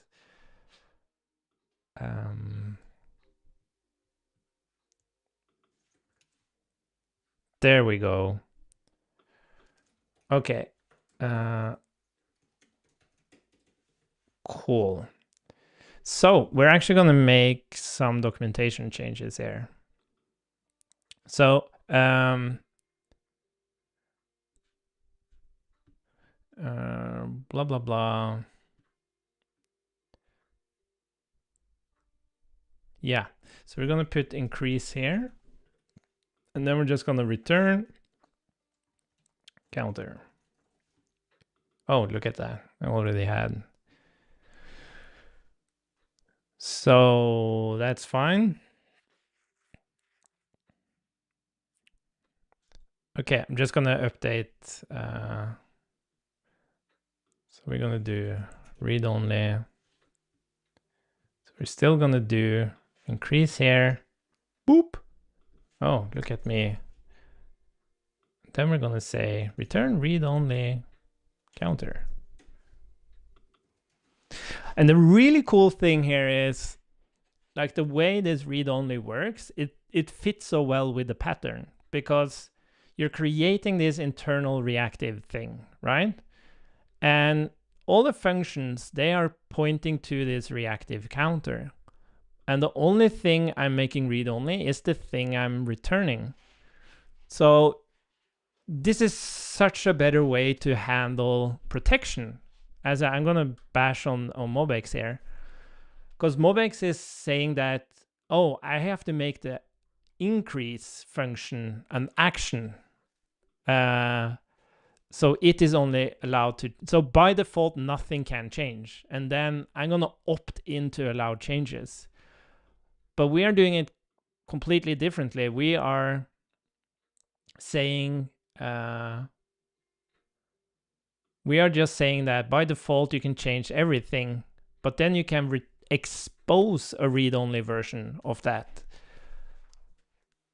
And the point is that even though the read-only counter you're returning here is calling increase, like increase is referencing the mutable counter. Like this is deep technical, but that's fine, right? So we're handling it in a very different way that I think is much, much smoother.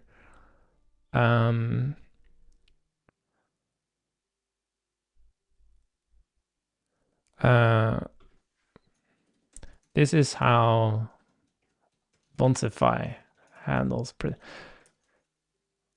protecting state.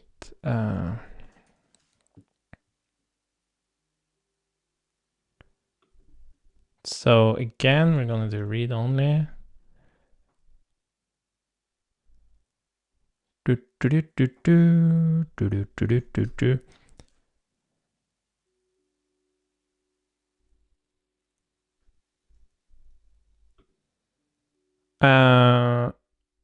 Oh yeah, you had an example.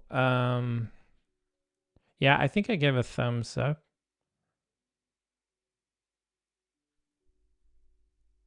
So form. Yeah, but you don't actually have to do a getter. You can just say counter and then reactive read-only counter. So yeah, you don't need a getter. But yeah, you can just expose the form as is, and then the specific counter property is read-only. Yeah. Yup. So you're basically just pointing to something that's already reactive and making it read-only when you return it to the components. So no need for a getter.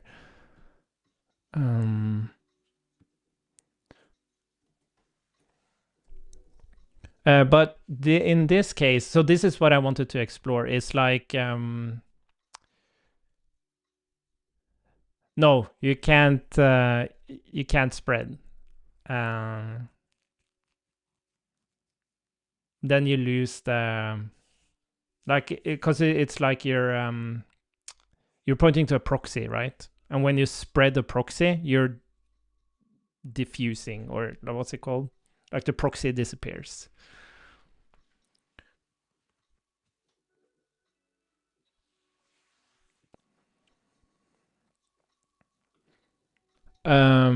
But yeah, the thing I wanted to explore was like, if you have some data and you want to expose changing that data,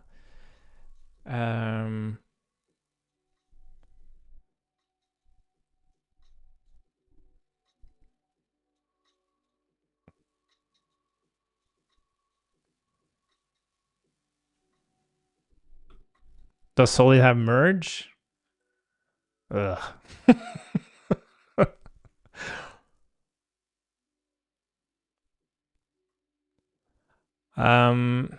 The problem doing that is that you're changing out references. So if we look at the counter here, if you spread the counter here, let's copy the code. We can look at it. Let's just, so here you can do like, yeah, since read only is just an exported function, you can do this. If you only want the counter to be read only. But as you mentioned, like, what if you wanted to, even if you did something like this counter, what you're really doing here is that you're just applying a count and the increase. So The increase is fine, right? Because it references just the same function. But since count is a number, the result of this is really just count 0. So when this counter.count up here changes this count, it changes the count on this object. It's not changing it on this object. So this is not like a limitation.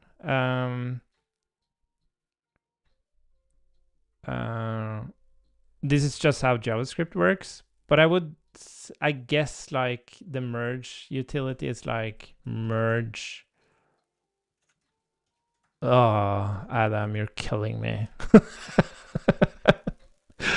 So what merge would do is it will create yet another proxy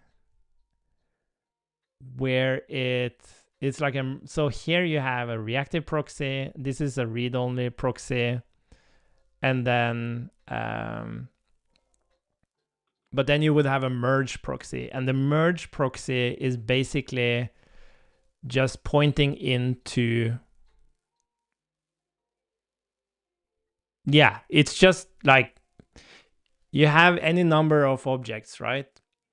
And then it will just, I guess, in order access, like, so if the returned object here is like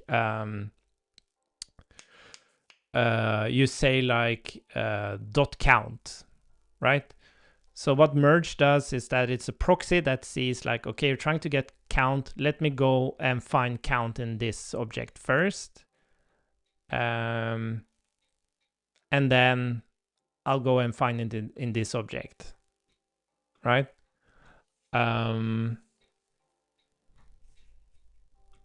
If it doesn't find anything. And then it's the same for the setter.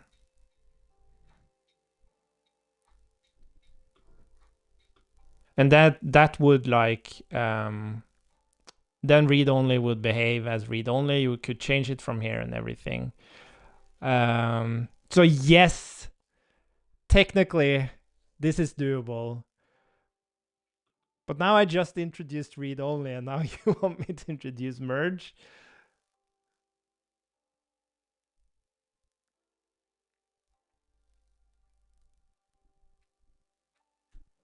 Yeah. It's technically possible. That's all I'm saying for now. But it's also a bit tricky, right? Because how should it do it? Like, how does it know if the object has that property or not?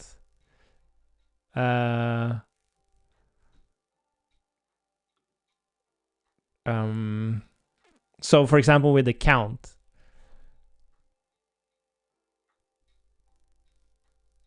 it could be undefined, right? So there's a trickiness to it. Yeah, never think out loud. I have the same issue.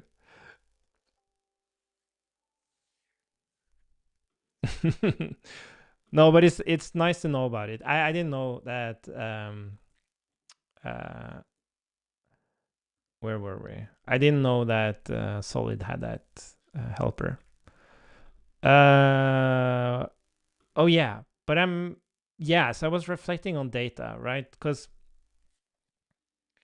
you can expose data directly. So I could expose post, right? Post is just like, I have this array of posts and it's being kept up to date. It's being revalidated. Whenever I do any mutation for posts, it's revalidated. But I don't want to just expose the post data, because I want to expose like, how do you actually manipulate that data? So in this case, I'm creating this post state that is returning information from the post, but it also has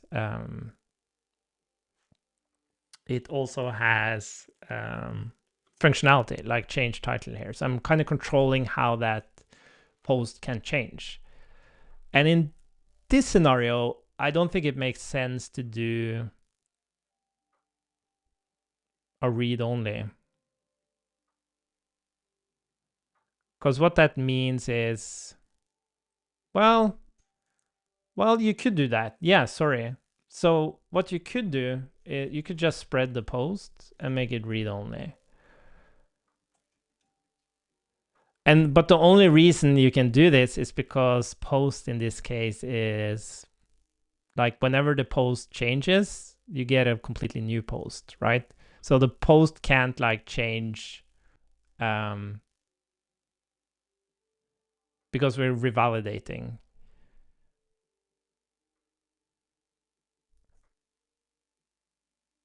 Well, no, sorry, this is wrong.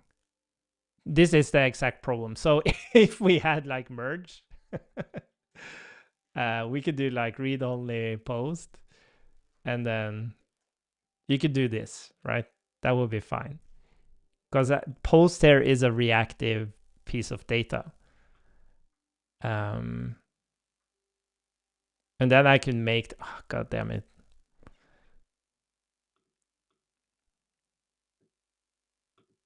It's very interesting. No. But another way to do it, like, is to actually do this. This is literally what like the proxy does under the hood. If there was a merge proxy, it would kind of have like getters where it would point to the post.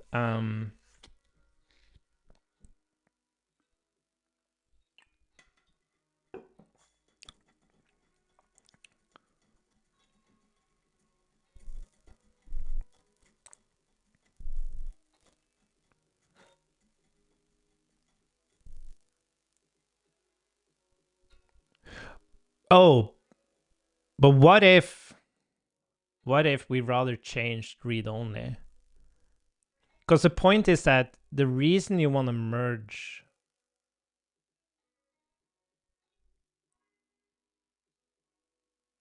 so what we could do here is read only posts and then do this.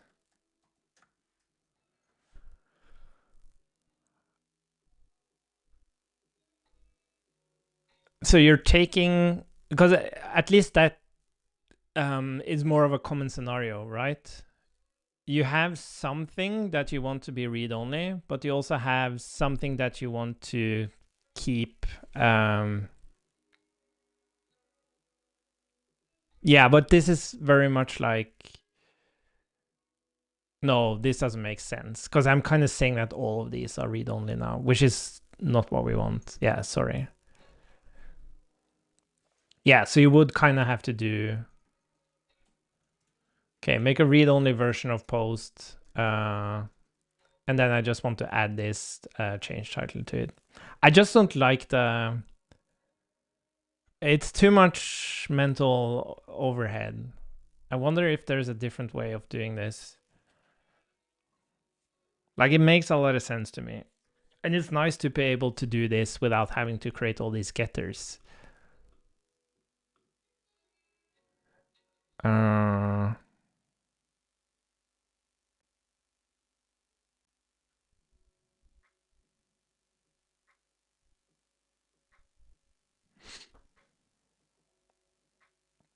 don't know if you could argue. What if it wasn't called read only?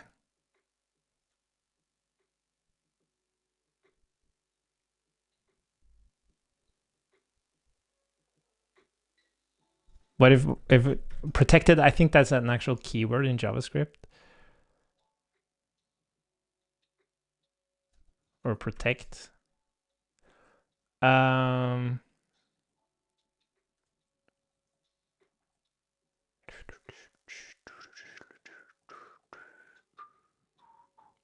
Yeah, I'm gonna reflect on that, and we're gonna fix the observer thing. What was okay? Let's look at the code.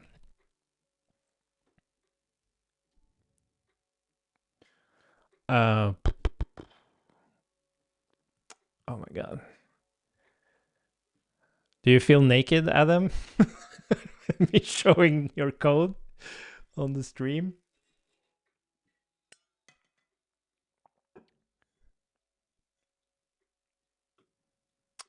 Yeah, I agree. It doesn't make sense being in the same function. Let's see. Okay, confirm it. Oh, interesting. Yeah. So you are actually returning. And for some reason it didn't. Okay, so let's just try to write a test for that and see if we can reproduce.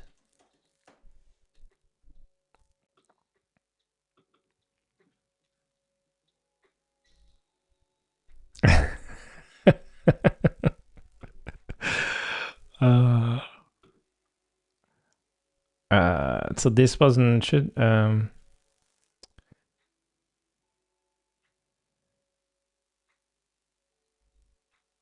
be, yeah, should not transform standalone. Okay, so the point was that you had, okay, bleep only. So you had two functions in here basically. Function counter.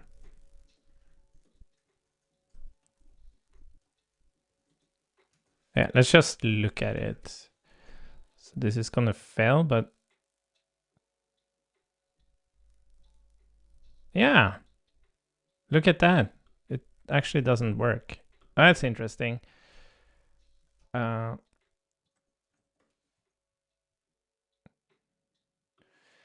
Yeah, so this should be const counter. I can't remember exactly what we.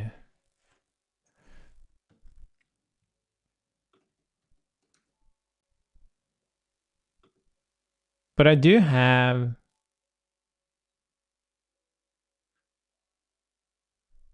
Where's the const counter? So this is const counter, function counter 6. Yeah. So it should, okay, nice.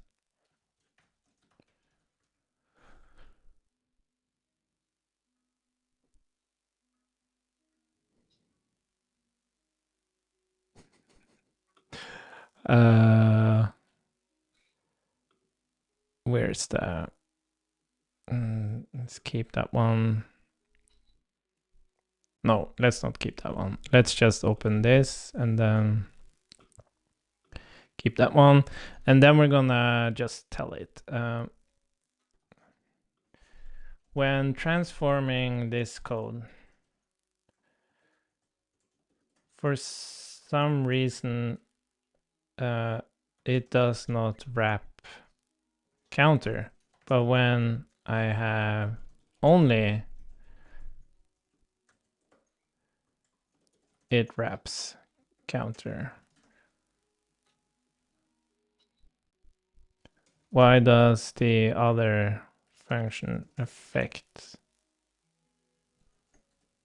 The other function that should not be wrapped affect the function that should be wrapped. We don't need this. Okay. Let's see.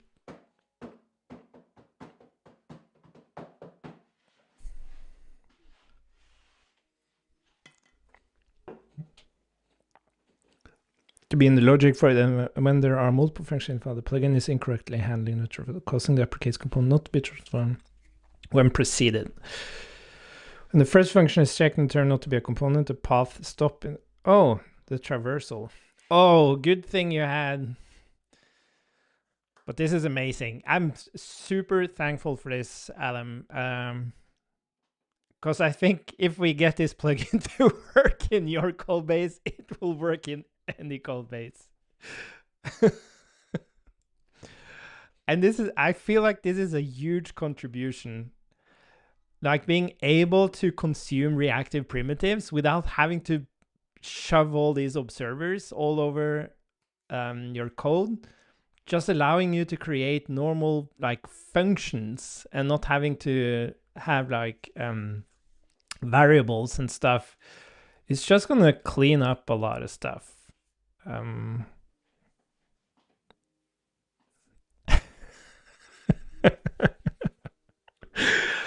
Oh, okay. Let's see.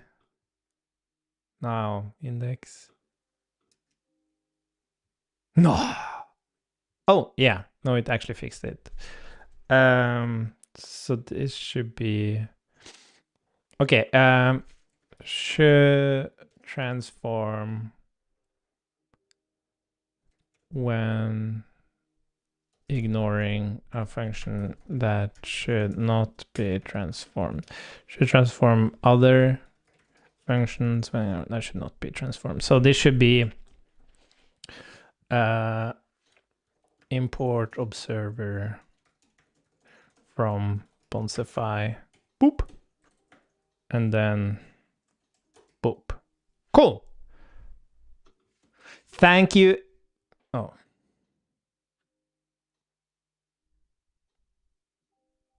No.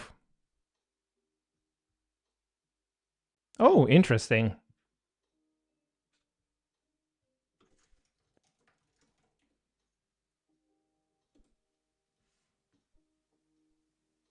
Yeah, why wasn't this? Oh, oh, this was a huge ass bug. Like it stopped traversal on everything.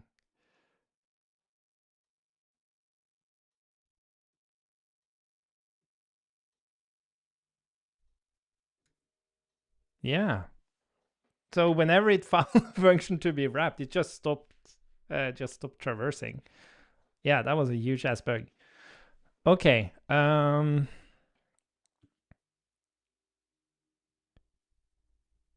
Okay, great.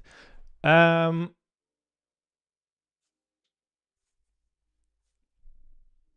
exactly, because of the stop. Let's just add I'm gonna bump this so we don't forget. I'm gonna build it so we don't forget. And then let's write a test for SWC as well. Transform source tests fixture. New folder multifunctions.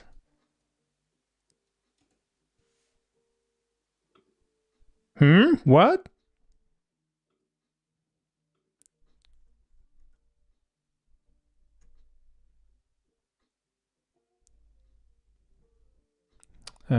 What the uppercase identifier? Multifunctions input.js. And then the output.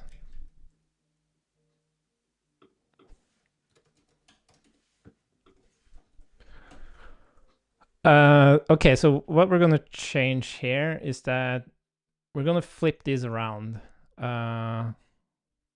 Or maybe we can actually just do that. Or we're just going to, yeah, let's just add to this.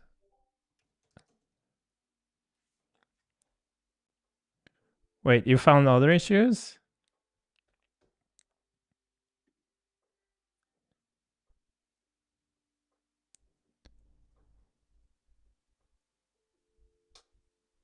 Oh, yeah, so I do have tests. Well, the problem is the stop thing.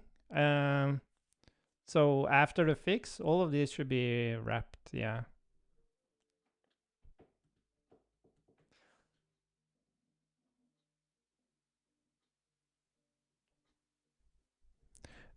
So what's gonna be?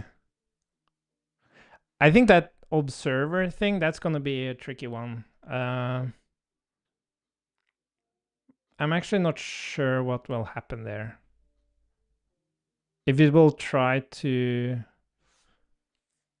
like, it might try to actually make like the inner function there an observer, but it will definitely make the alarms an observer. So that's something we can check.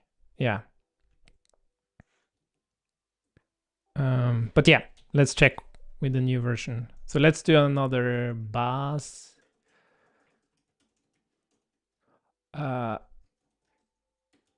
Should be. Oh.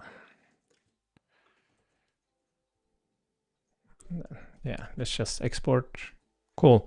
And then output should be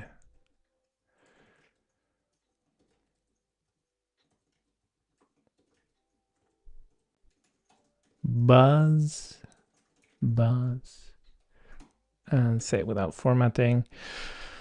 Transform cargo test. Look at that.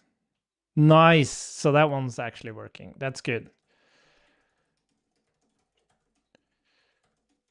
Fix bubble stopping too early. Too early. Oh, I'm getting hungry. I think we're gonna publish and test this, and then I'm gonna eat some lunch and do some other stuff.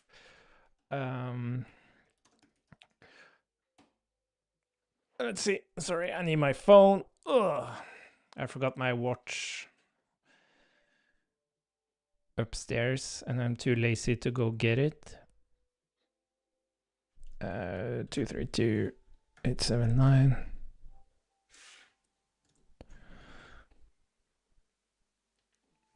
Do do do do do.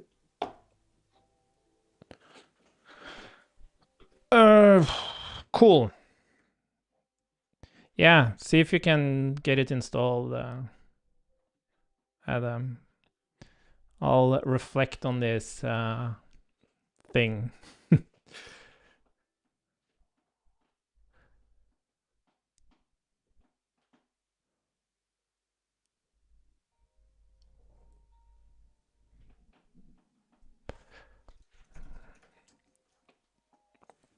Yeah, no, you would have to merge. But it's like, yeah.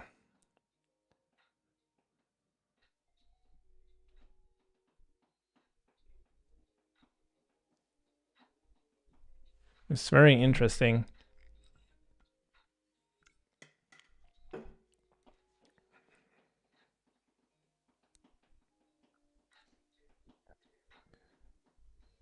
So what you could also argue here is like, okay, just return data, read-only post, and change title. So you can like,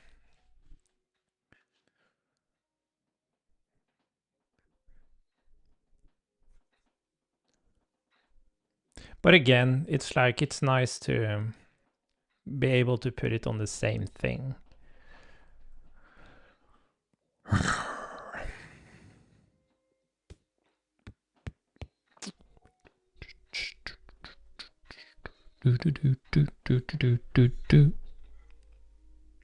Oh, wait a minute. We made a mistake. Something suddenly hit my brain.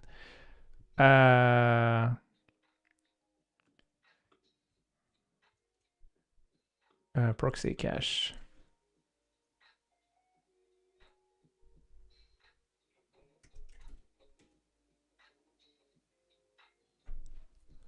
Oh, but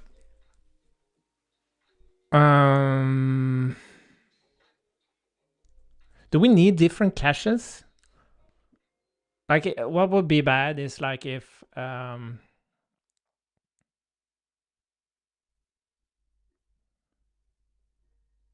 maybe we don't need that, because what you're making read only needs to be reactive. And then the thing you're caching is the proxy, the read only proxy.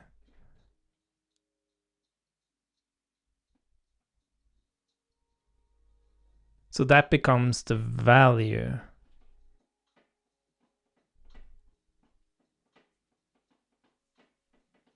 Yeah, I think I'm doing this wrong. Oopsie, what did I do? Because I think we're gonna throw an error. If you're trying to make something read-only, which isn't reactive, like it doesn't make any sense to make something read-only unless it's already reactive, right? So we are gonna introduce is reactive. And we're gonna say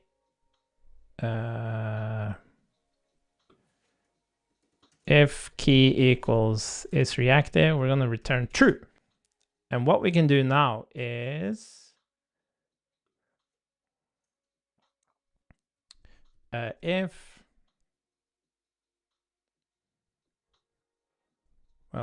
value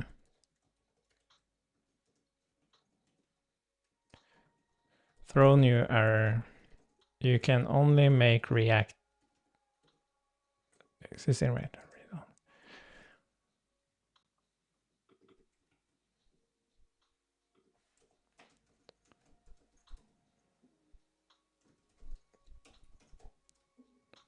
Ah, come on. Oh, sorry. There we go.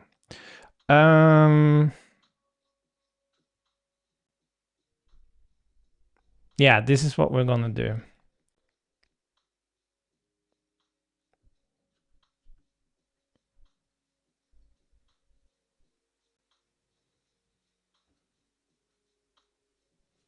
Wow, now everything.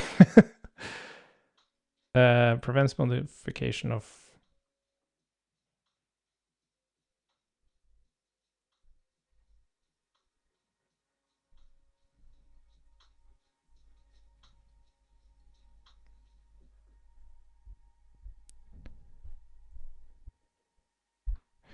Okay, initial testing seems to work. However, that object did with keys returning didn't get wrapped. Oh, and there was only one outer wrapper for the observer ones. That's good. So that was a good thing, right? But you say the keys weren't wrapped?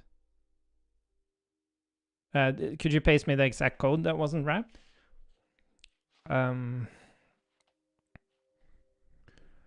Why did all of these fail suddenly?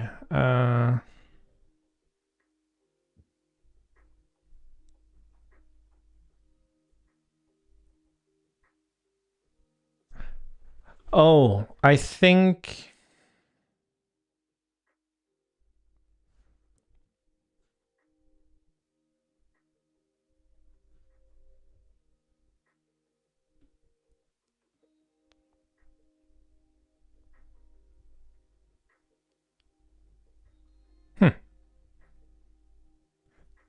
I'm reflecting on something. Because if I pass a reactive value,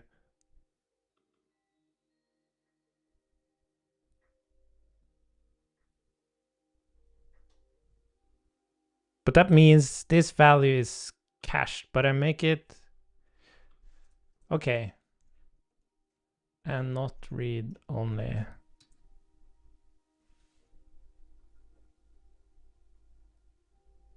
No, that's not true.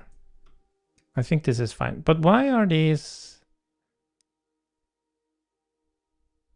Why isn't it making? Okay, let's just look at the test. You can only maker. Can only maker. What the hell is this? Oh, that's a bad error. You can only make existing reactive objects read only. Yeah, that's enough. And then the thing that failed, make objects returned. Why are makes? I'm getting super hungry. Makes objects return from getters read only. Oh yeah, exactly. So this should be reactive.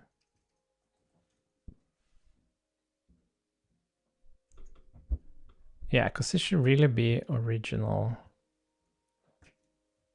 There we go. And then we have allows observing read-only objects. Oh yeah, exactly. So they need to be reactive. Like it doesn't make any sense if they're not reactive. Oh yeah, sorry.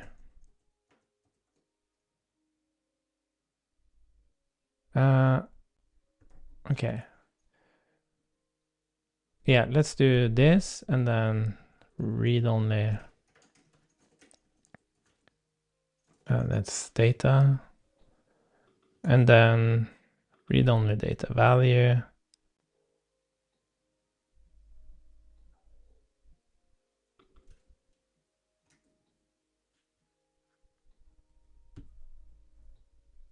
Oh yeah, maybe it's another test now. Allows observing read-on. What's happening here? Oh, sorry. There we go. My bad. And now makes nested objects read-only.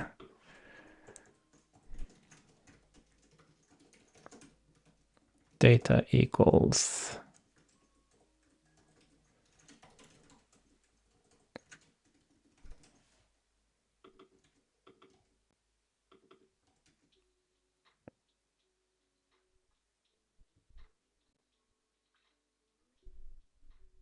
Oh yeah, and this is another one.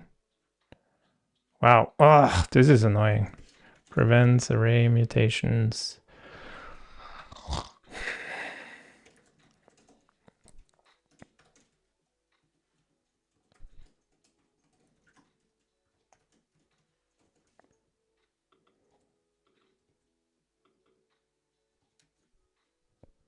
And then it's, oh, prevents array. Oh, sorry. And then it, wait, what's wrong here?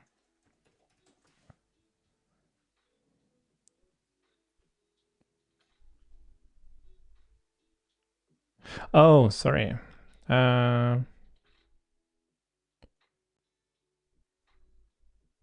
We have to do the same here. Create array proxy get.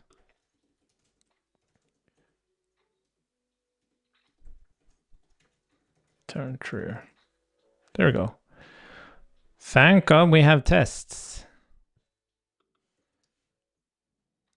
And then prevents modification of object properties. And then we just have to make this. And this is read only data.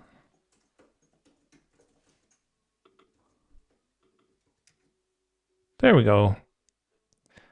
Nice. Okay. No worries. I've been just fixing the fixing Bonsify. Great. This is a great update. Yeah, I'm seriously considering like this merge thing.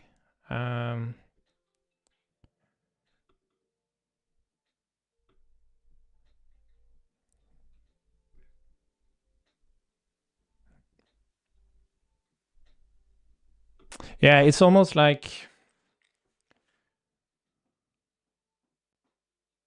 yeah. No, I have to think about it some more. But yeah. So I was just wondering, like, what was the actual? So was it these component things that didn't wrap?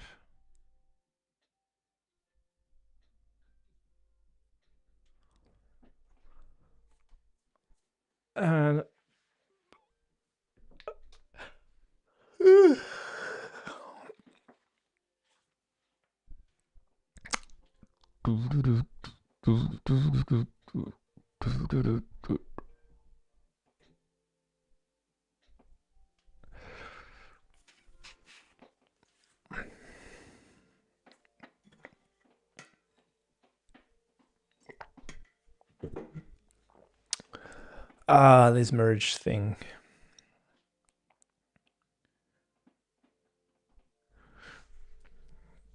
That's interesting. Because I do have a test for it.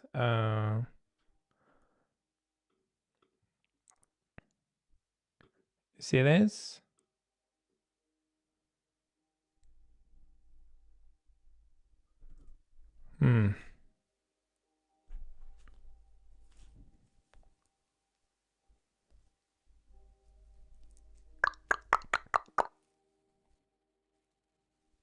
What could be different? Is it?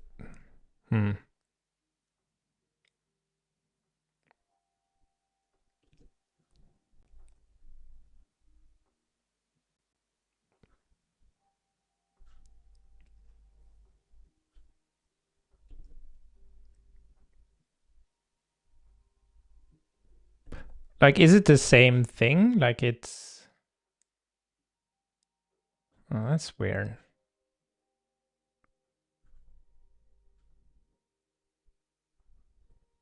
Yeah. Okay, let me just insert like page action list. Just see what happens.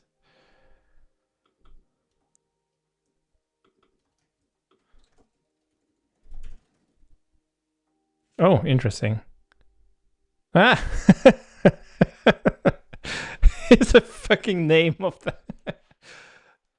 Okay, if page action dot list, then add observer. I can't believe this. Okay.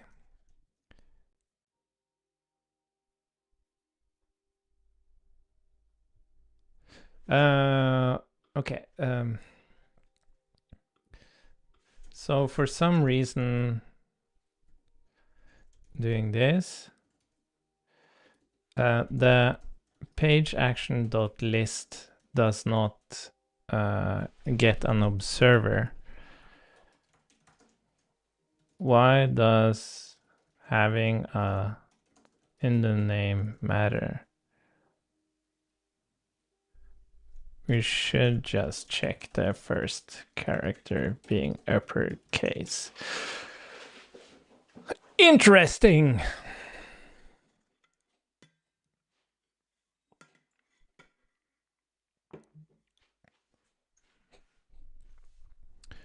The problem is in is uppercase property function where it only checks property names for computer and non-computer using is identifier for a key like. Oh, we need to modify that function to handle member expressions. All right.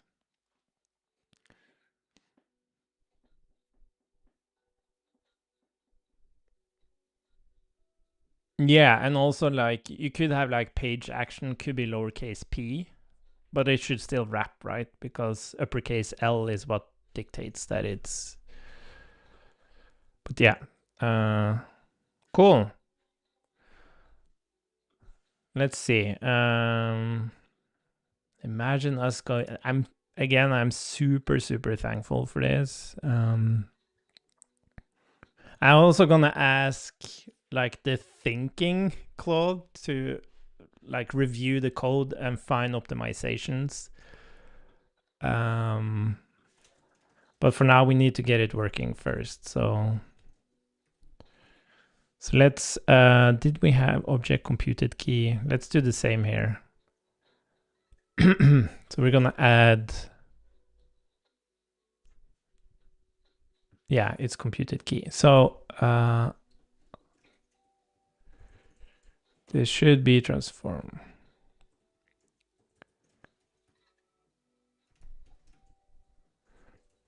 So that would be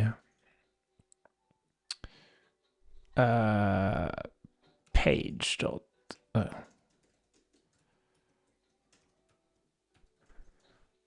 page dot foo, and then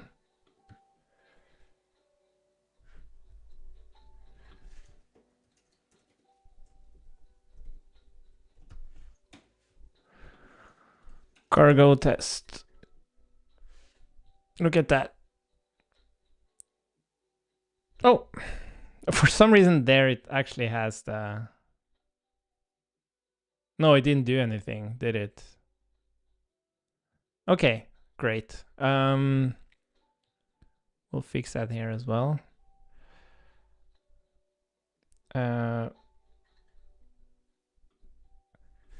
We have the exact same issue in the Rust plugin. Could you fix it there as well? That's kind of nice because now it has the context of what we were fixing. That's pretty cool.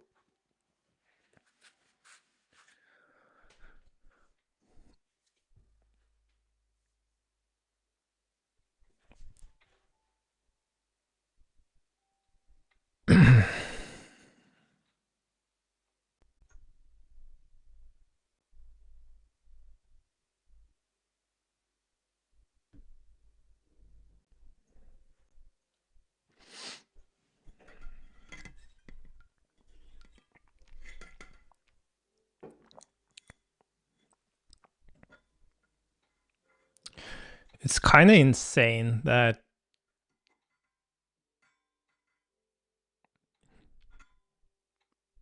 yeah, I don't think anyone would ever take the time to do this.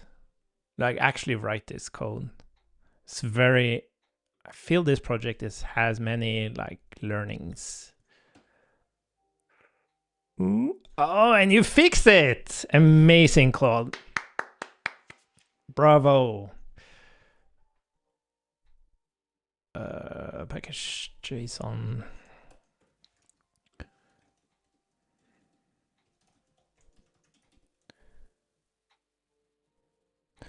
Okay, so let's push the changes. Fix member expression as key. Okay, cool. So let's go and publish. Oh my god. Oop.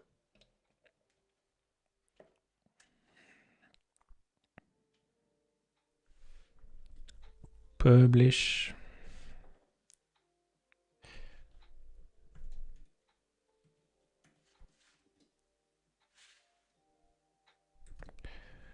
And then we need to do the same for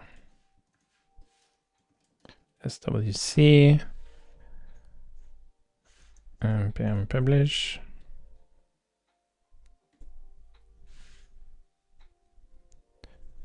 658 634.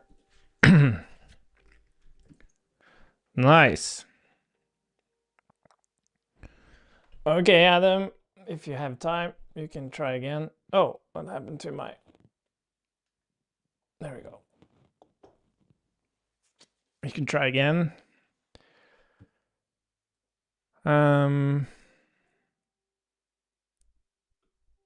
Oh, about the enum, it's like it's statically analyzing. So it's not actually looking at the value. It is actually looking at list. But yeah, but since referencing page action is just, that's called an identifier, and when you do this, it's called a member expression. It just didn't like understand it, basically.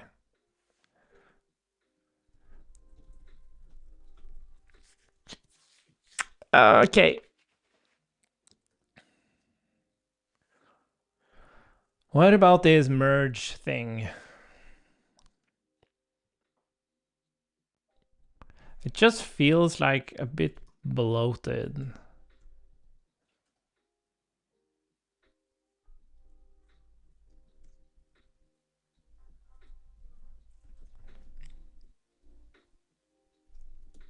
We could like read only post.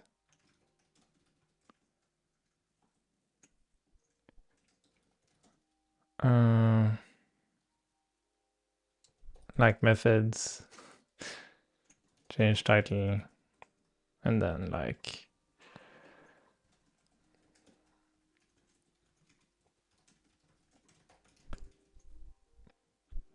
you could do that.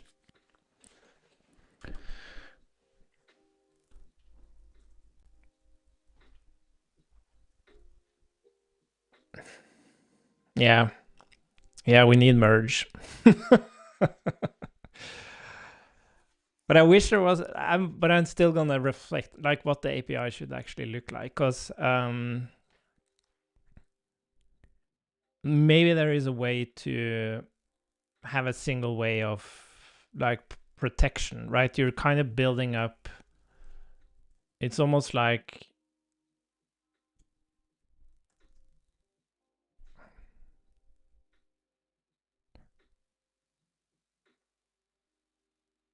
you could even do this, right? Post and methods. So that like the first argument is read only, and then the second is non-read only. But that's like, that's very implicit, right? But you could also do read only, post. But that's also weird, right? This makes more sense. Yeah.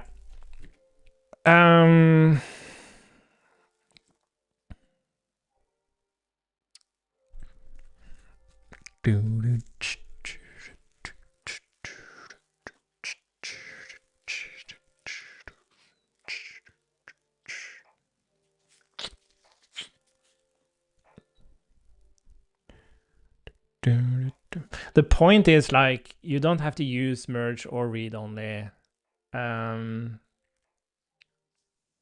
if you don't care about protecting state, right? You can start with reactive, and merge and read only is something you do in the context of protecting your state.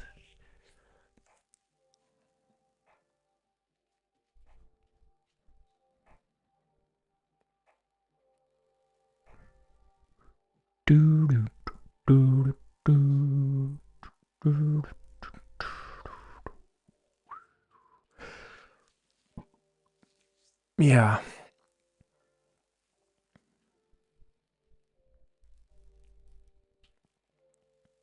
Okay, just for fun, I'm not sure if you're still around, Adam. If you have a chance to test the plugin, but we're gonna. You know what? I actually need food. I'm super, super hungry. So I think we're gonna stop the stream, and then let's reflect a little bit more on the merge thing.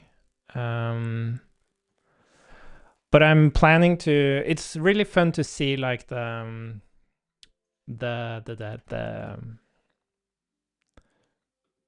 like the videos on. Let's see. Like there's almost 1,000 people who watched constructor thing, and the good thing is also like 4 people doesn't like it, which is great.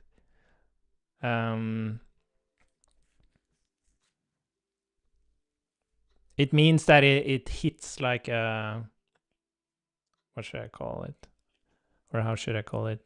Like it hits a nerve, or maybe I just don't explain it well enough. But there shouldn't be, like, having dislikes is a good thing. It always is. Oh, impact is getting is getting more and more views. I'm not sure what we're gonna do about the impact, because what we're doing with Bonsify is very, very similar. It just doesn't have that.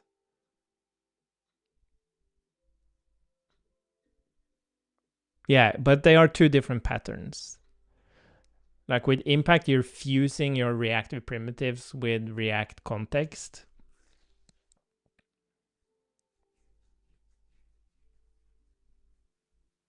Yeah.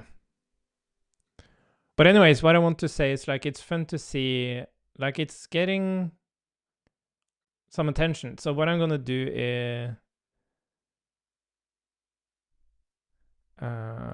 yeah, exactly. It's like private and public. That's also a nice way to think about it. Yeah, but what I want to say, I'm gonna make some videos that that just takes like each section here.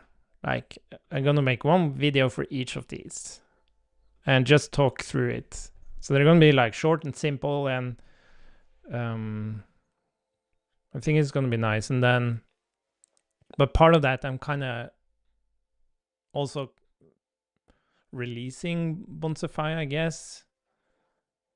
It's such a simple thing, so like there's no maintenance burden on Bonsify. What were you doing? Yeah, it's like private and public.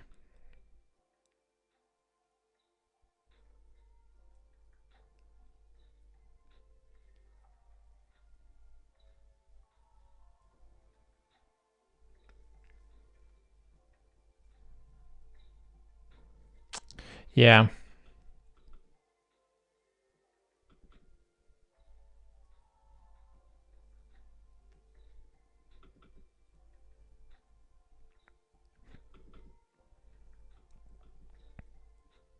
But it's not like, yeah, it's conceptually private and public, but it's also like,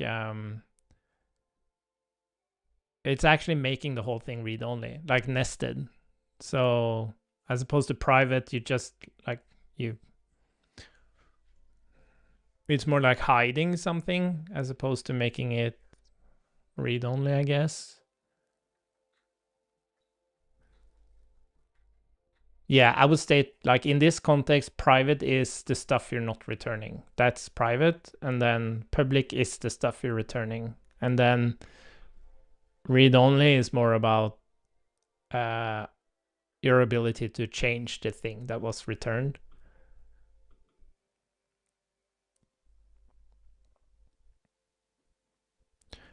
But it's also interesting, like how change title, that could be part of read only. That can also be read only. That's the thing. That's why I was thinking about, like, I was thinking about this. It's like you're extending the object, right? This is also read only.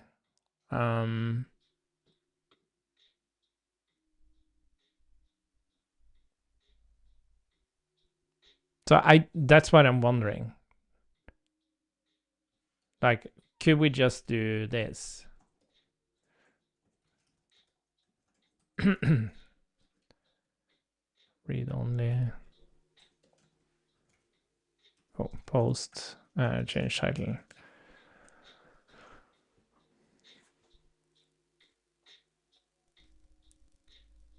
They still didn't get wrapped. Are you sure it's running the latest version?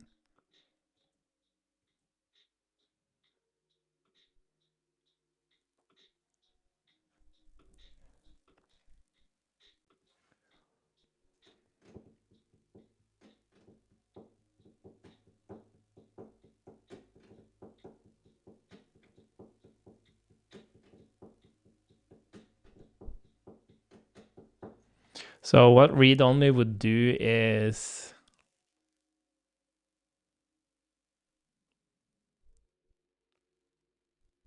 yeah, no, I have to think about this.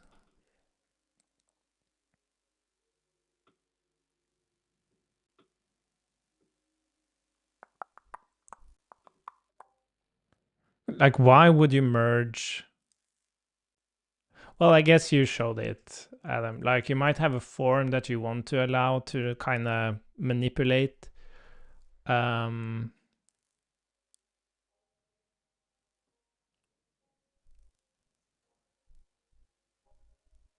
so merging is something else. Yeah. Do,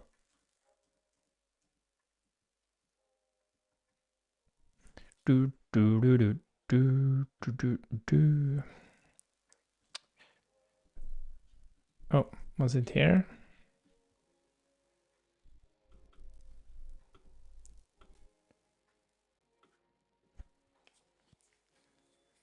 Oh, 16. That's weird.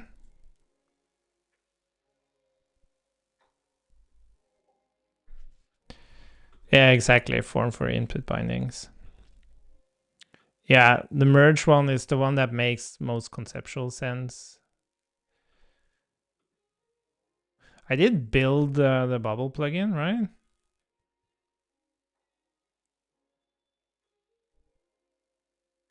Where did I publish it? Here.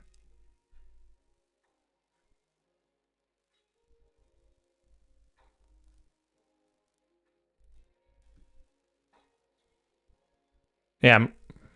Did I build it?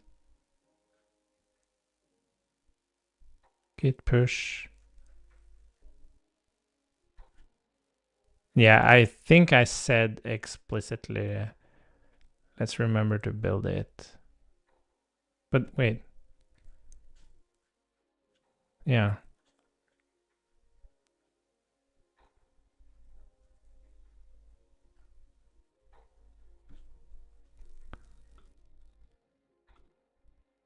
Yeah, like I don't know really what I changed.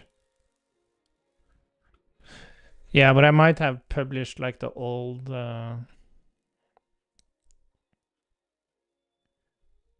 dist. Ah, I'm not sure. Or does it? Yeah, I don't know. I'm pretty sure I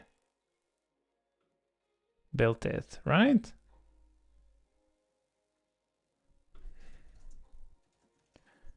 Because I don't understand how that code can be any different. Like it was so obvious why it didn't work. It's literally page action, not list. I'm pretty sure I built it.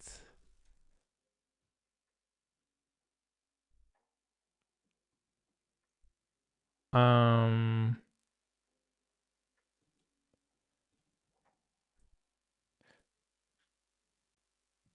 016. Yeah, 016. I can try to publish it again in case I forgot to build it.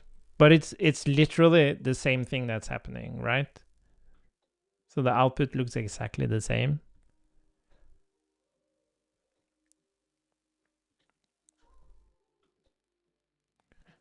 Okay, I'm gonna publish again just to make sure. So we're perfectly certain. And I'm gonna make sure that I publish like right after I, oh my God. Oh, look at that.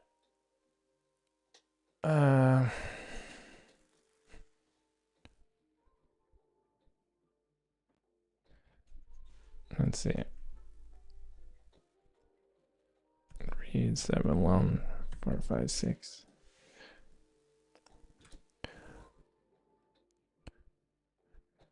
Could you also, just to make sure, you could like create a file that has my code that just has this thing and just see if it transpiles it. I can give it to you. Oops.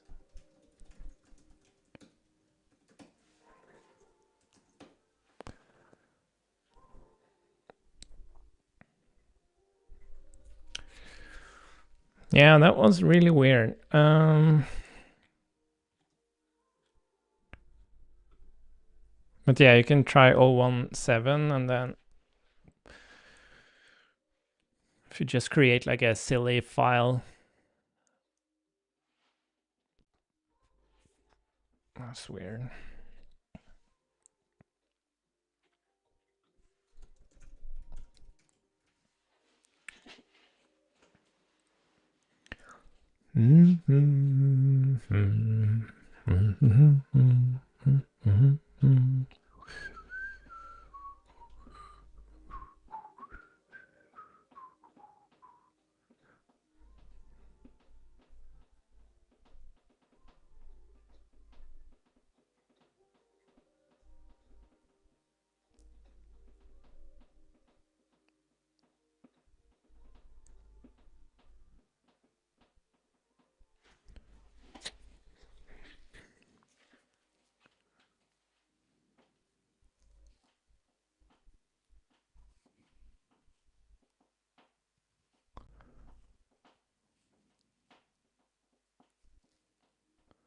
But it's weird to me, like why would you ever want to merge two different reactive objects where one of them is like,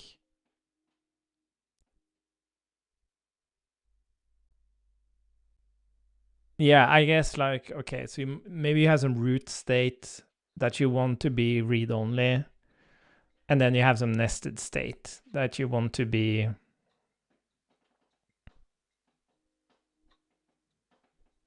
I wonder if it should be, like you could argue it should be opposite. Like,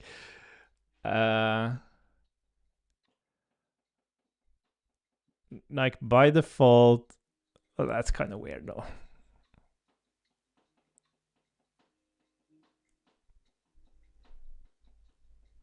Yeah, because that doesn't make sense.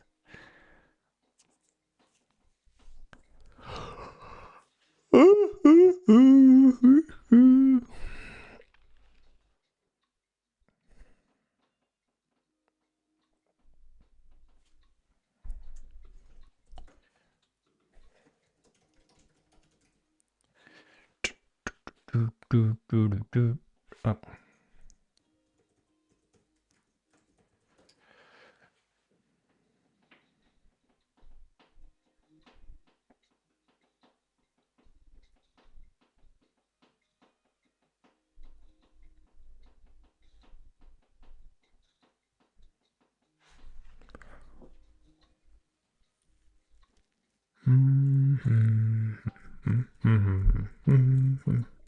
What I'm also wondering if is if we should actually have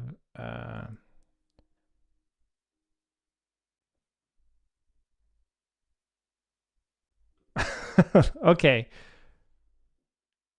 Yeah, it's not a function. Could you log out?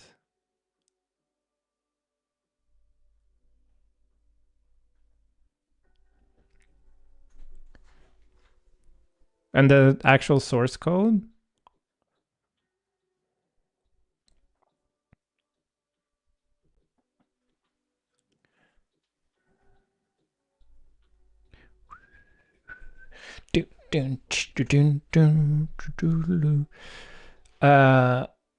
What was I thinking about here?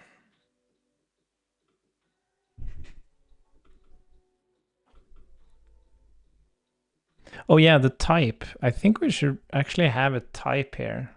So reactive should actually return so that we actually have export type reactive. And then we have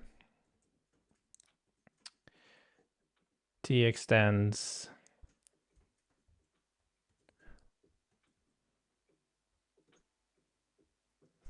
Yeah, I think, yeah, we should do that. So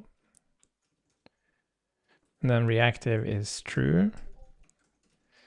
And this is just,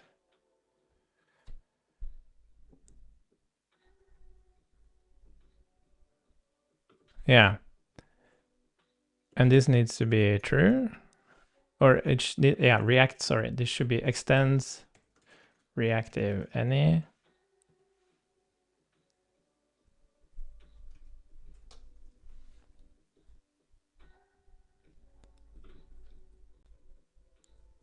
T extends. Huh?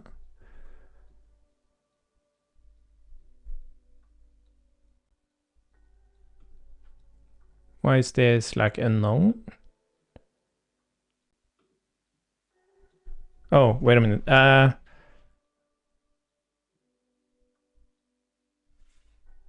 Oh wait, sorry. So T and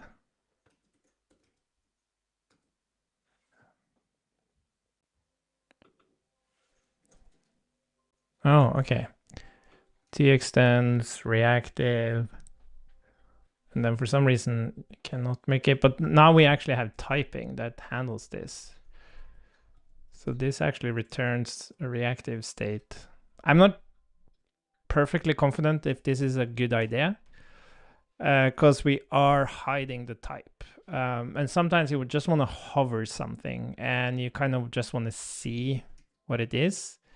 So if I, for example, have const test reactive count 0, if I hover test now, I think we get, oh, it actually expands the thing. Yeah, I think this is good because now if I do blah read only like this fails, right? But if I do this, it's fine. That's a good thing.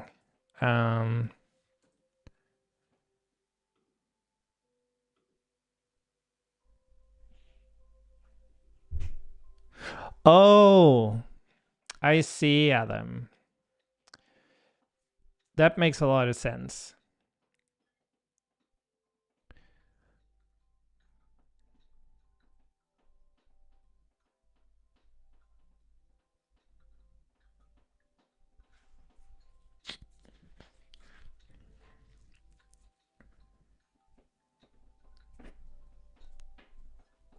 Yeah, that's confusing.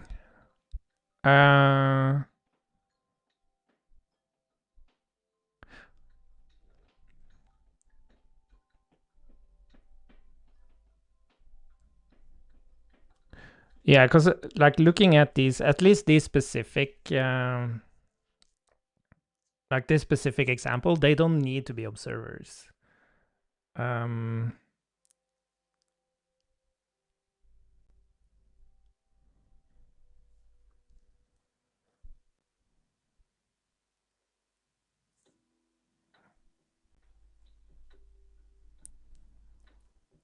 Yeah. Oh. Did we make a mistake? Should we have? Well, you are stating that they are components. But it's like looking at it, it looks like you can call them like functions, and you can, but yeah.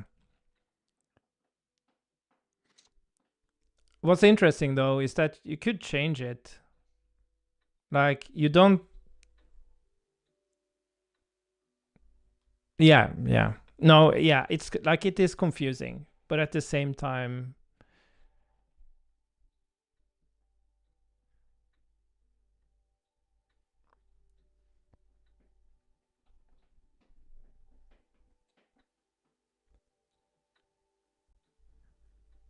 oh yeah, so you can, so what you can do is to fix that.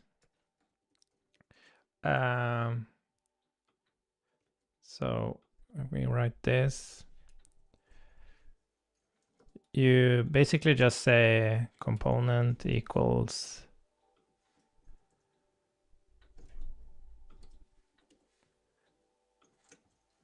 and then if we have a component, you can do this.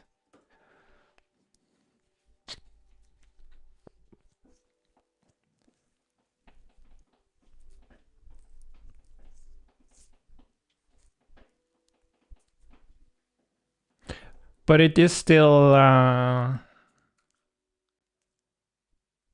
yeah, it's a funny one.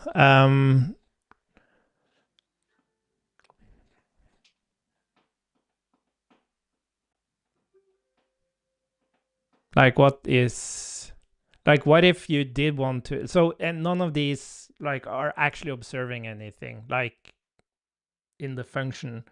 So here you didn't have to make them, we didn't have to make them observers. But at the same time, what if you did observe something?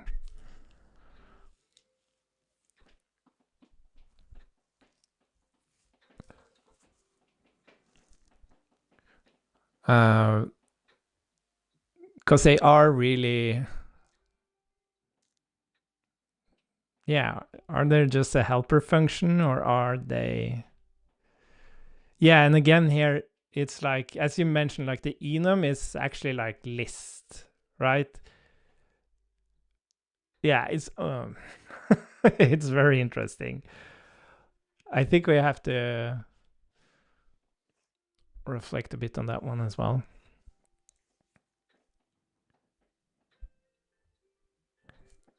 Oh, what happened?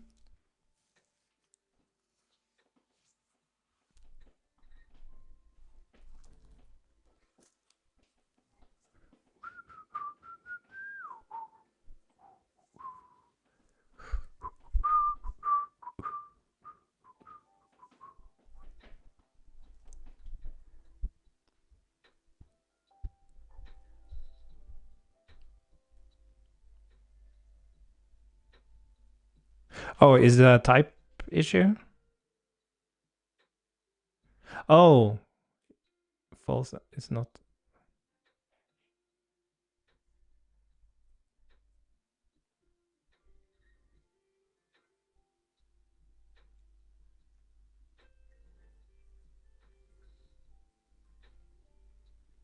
False element null is not a valid JSX element.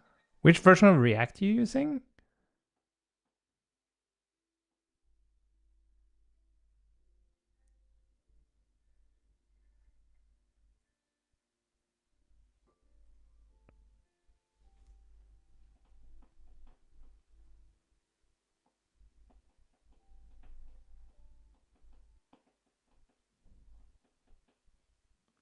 Because if component is undefined, it's undefined.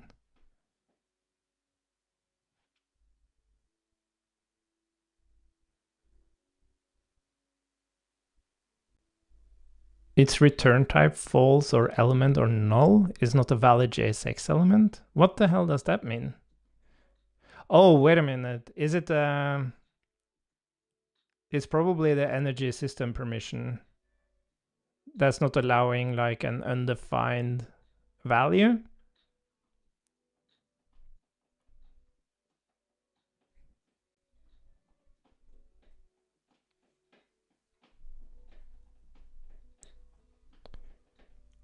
Because is the component defined or is it not defined?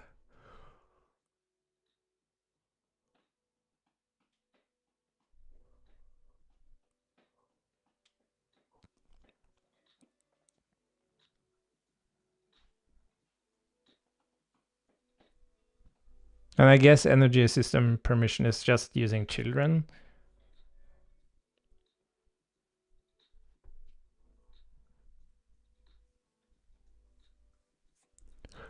Boom, boom, boom, boom, boom, boom, boom, boom.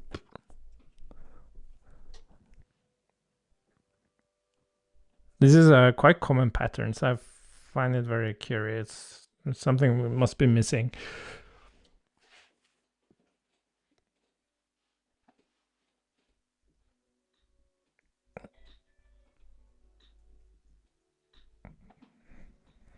And I guess the component is really always defined.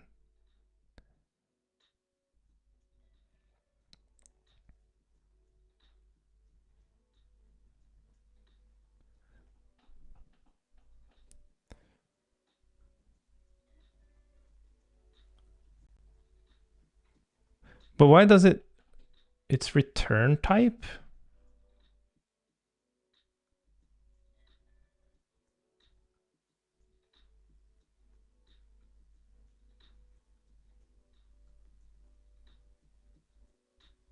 It's almost like what, like it's almost like you're passing it a boolean, which is weird. Like, what if you do? What if you just do this?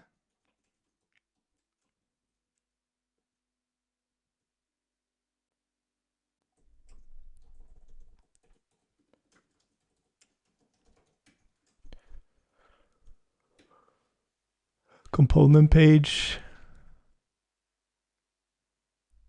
Oh, it's a type error.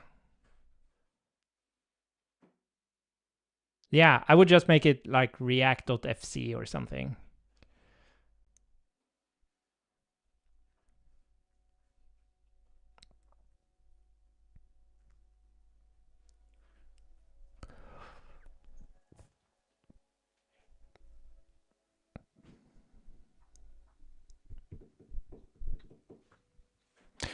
React FC. Yeah, I was thought of it as a runtime error.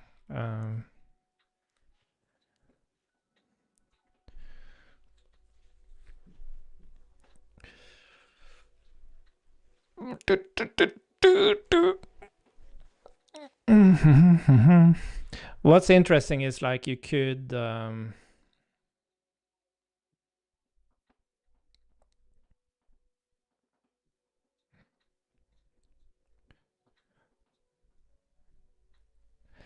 yeah.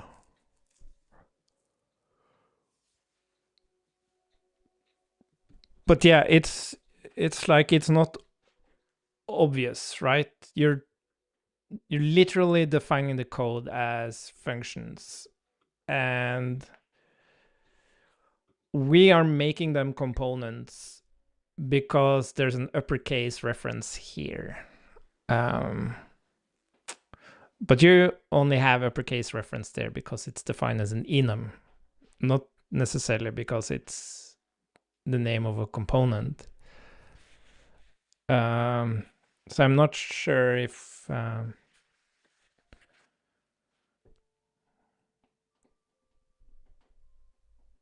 because I was initially thinking about if this one had uppercase.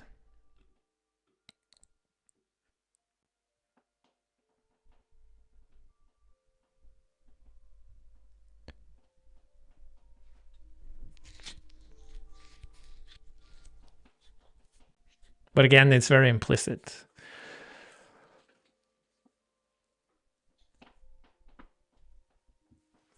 Yeah, and maybe we should just drop doing it. Because what you would do is like, if you really wanted this to be like a component, you would just create a function here, right? Called function list or something. And then you would reference that here. If you actually wanted it to be a component. Yeah, exactly. They will get included by the observer below. Exactly. Or if they have their own observer. Which they probably which they do. Like our alarms list will be wrapped in and of itself, energy system permission as well.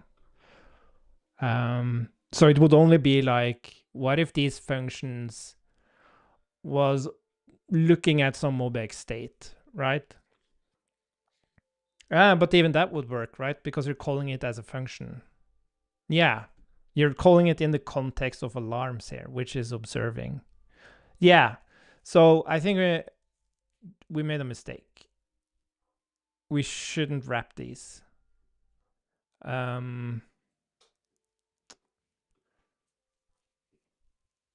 But yeah, it wasn't like, in retrospect, it wasn't weird that we went down that path.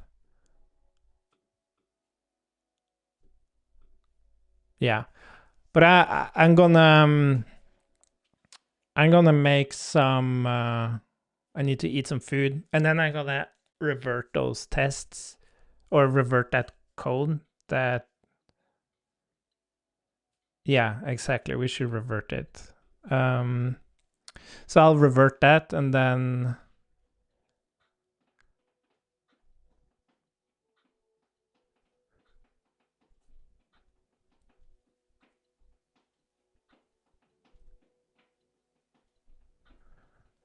I'm just wondering if we should revert, because we did fix something else as well, didn't we? In the commit that introduced this. But I can ask it to kind of remove the feature.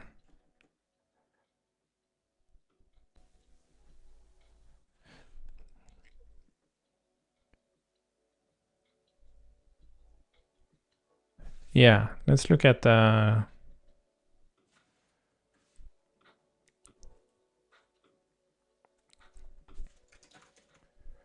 observing components. Let's see what we did here.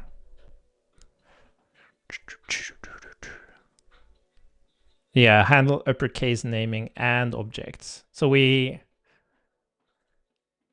and then we fix stopping too early.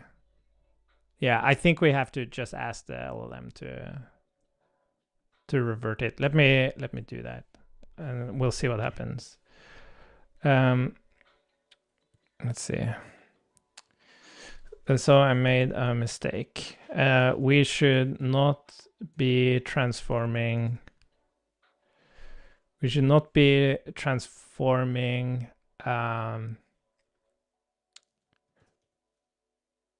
functions with JSX assigned to object properties. Could you remove that?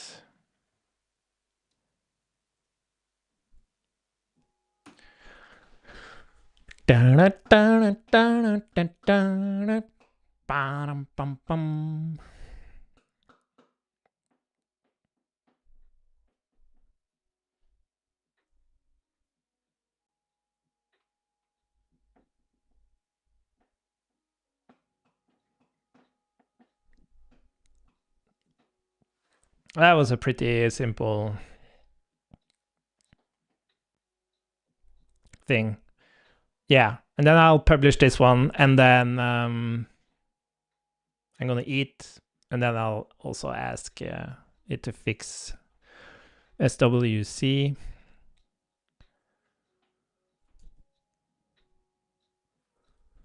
And then we need to evaluate this merge thing.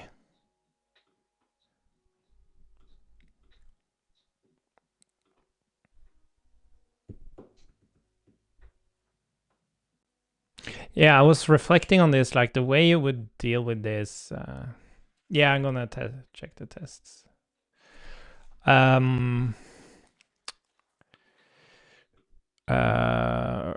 was reflecting on like how you would deal with this in other reactive libraries. So Vue has read-only. I don't think Vue reactivity. Does it have merge?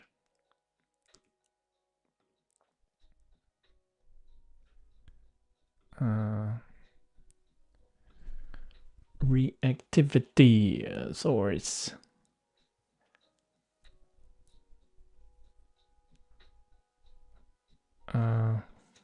Where's read-only coming from?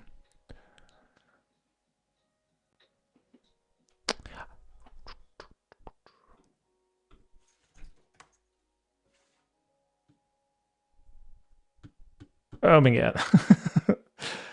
Where is...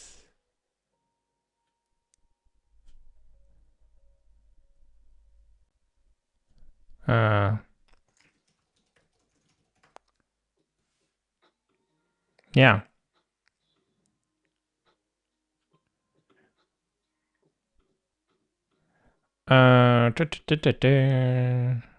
Does it have merge? No, it doesn't have merge. It's interesting. So like you couldn't do this for Vue reactivity, and with MobX you're not really doing this, right? Because by default you protect everything using actions, but that has its own problem of not being able to asynchronously change things. You have to use this flow concept, or you have to turn off actions altogether, right? Preact signals doesn't really have... with preact signals, you kind of have to wrap. You have to use getters. Because it doesn't have... I think they've discussed like... they've discussed like you have a concept of a store. Yeah, like I like MobX's approach on defaulting to protecting everything. But the problem is actions, async functions. It's horrible. It's just horrible that you can't have normal async await.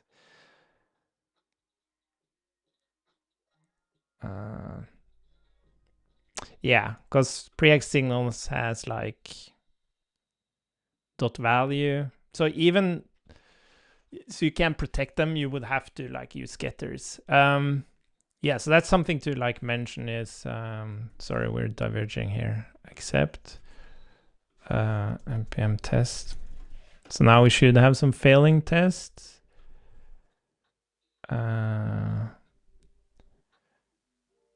Yeah, so I think we can just remove those. We can still keep them. Should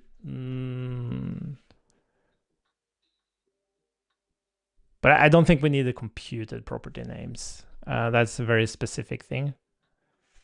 Should not transform components.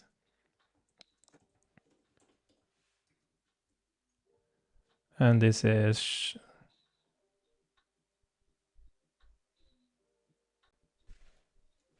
oh, import. There we go.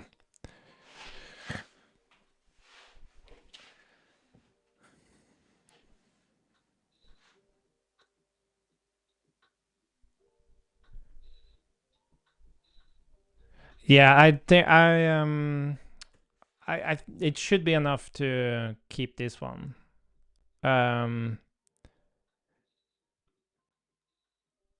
Yeah, should not transform components inside object literals. It should be enough because you have to explicitly do it, right? So it has to literally traverse objects, which there isn't any code that does that now. So I think this is good.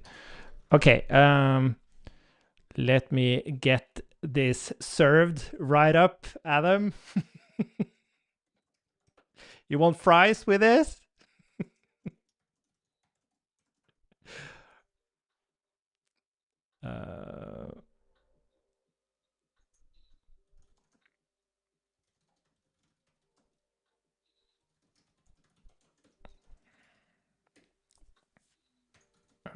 Let's do build again so we don't npm run build.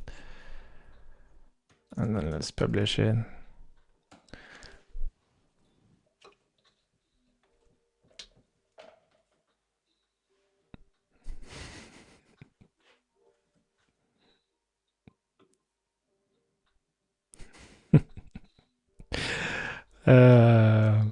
Let's see.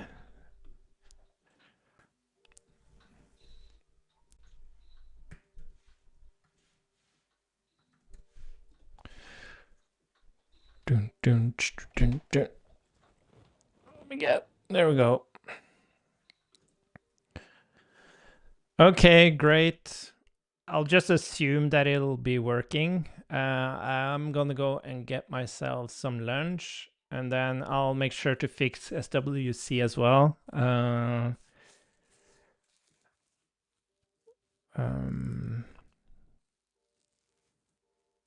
Yeah, but this was really, really awesome. This was really, really awesome. Imagine that. It's like it's actually working. And everybody should just do this. I think. Like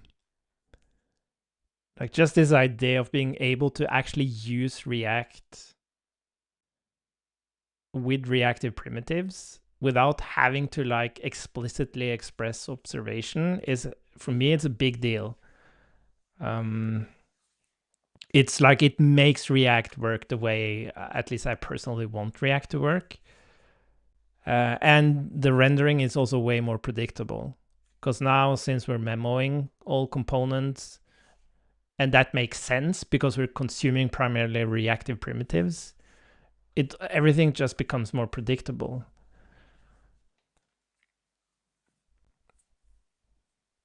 Yeah. Awesome. Okay, that's it for now. Fun stream. I'll be exactly. Yeah, it's funny how, oh, look at that.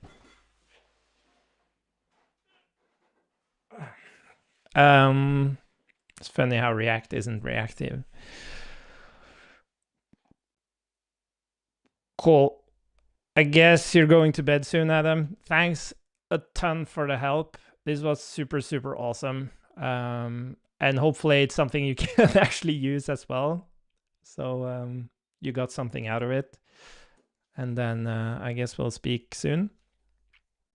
Bye for now.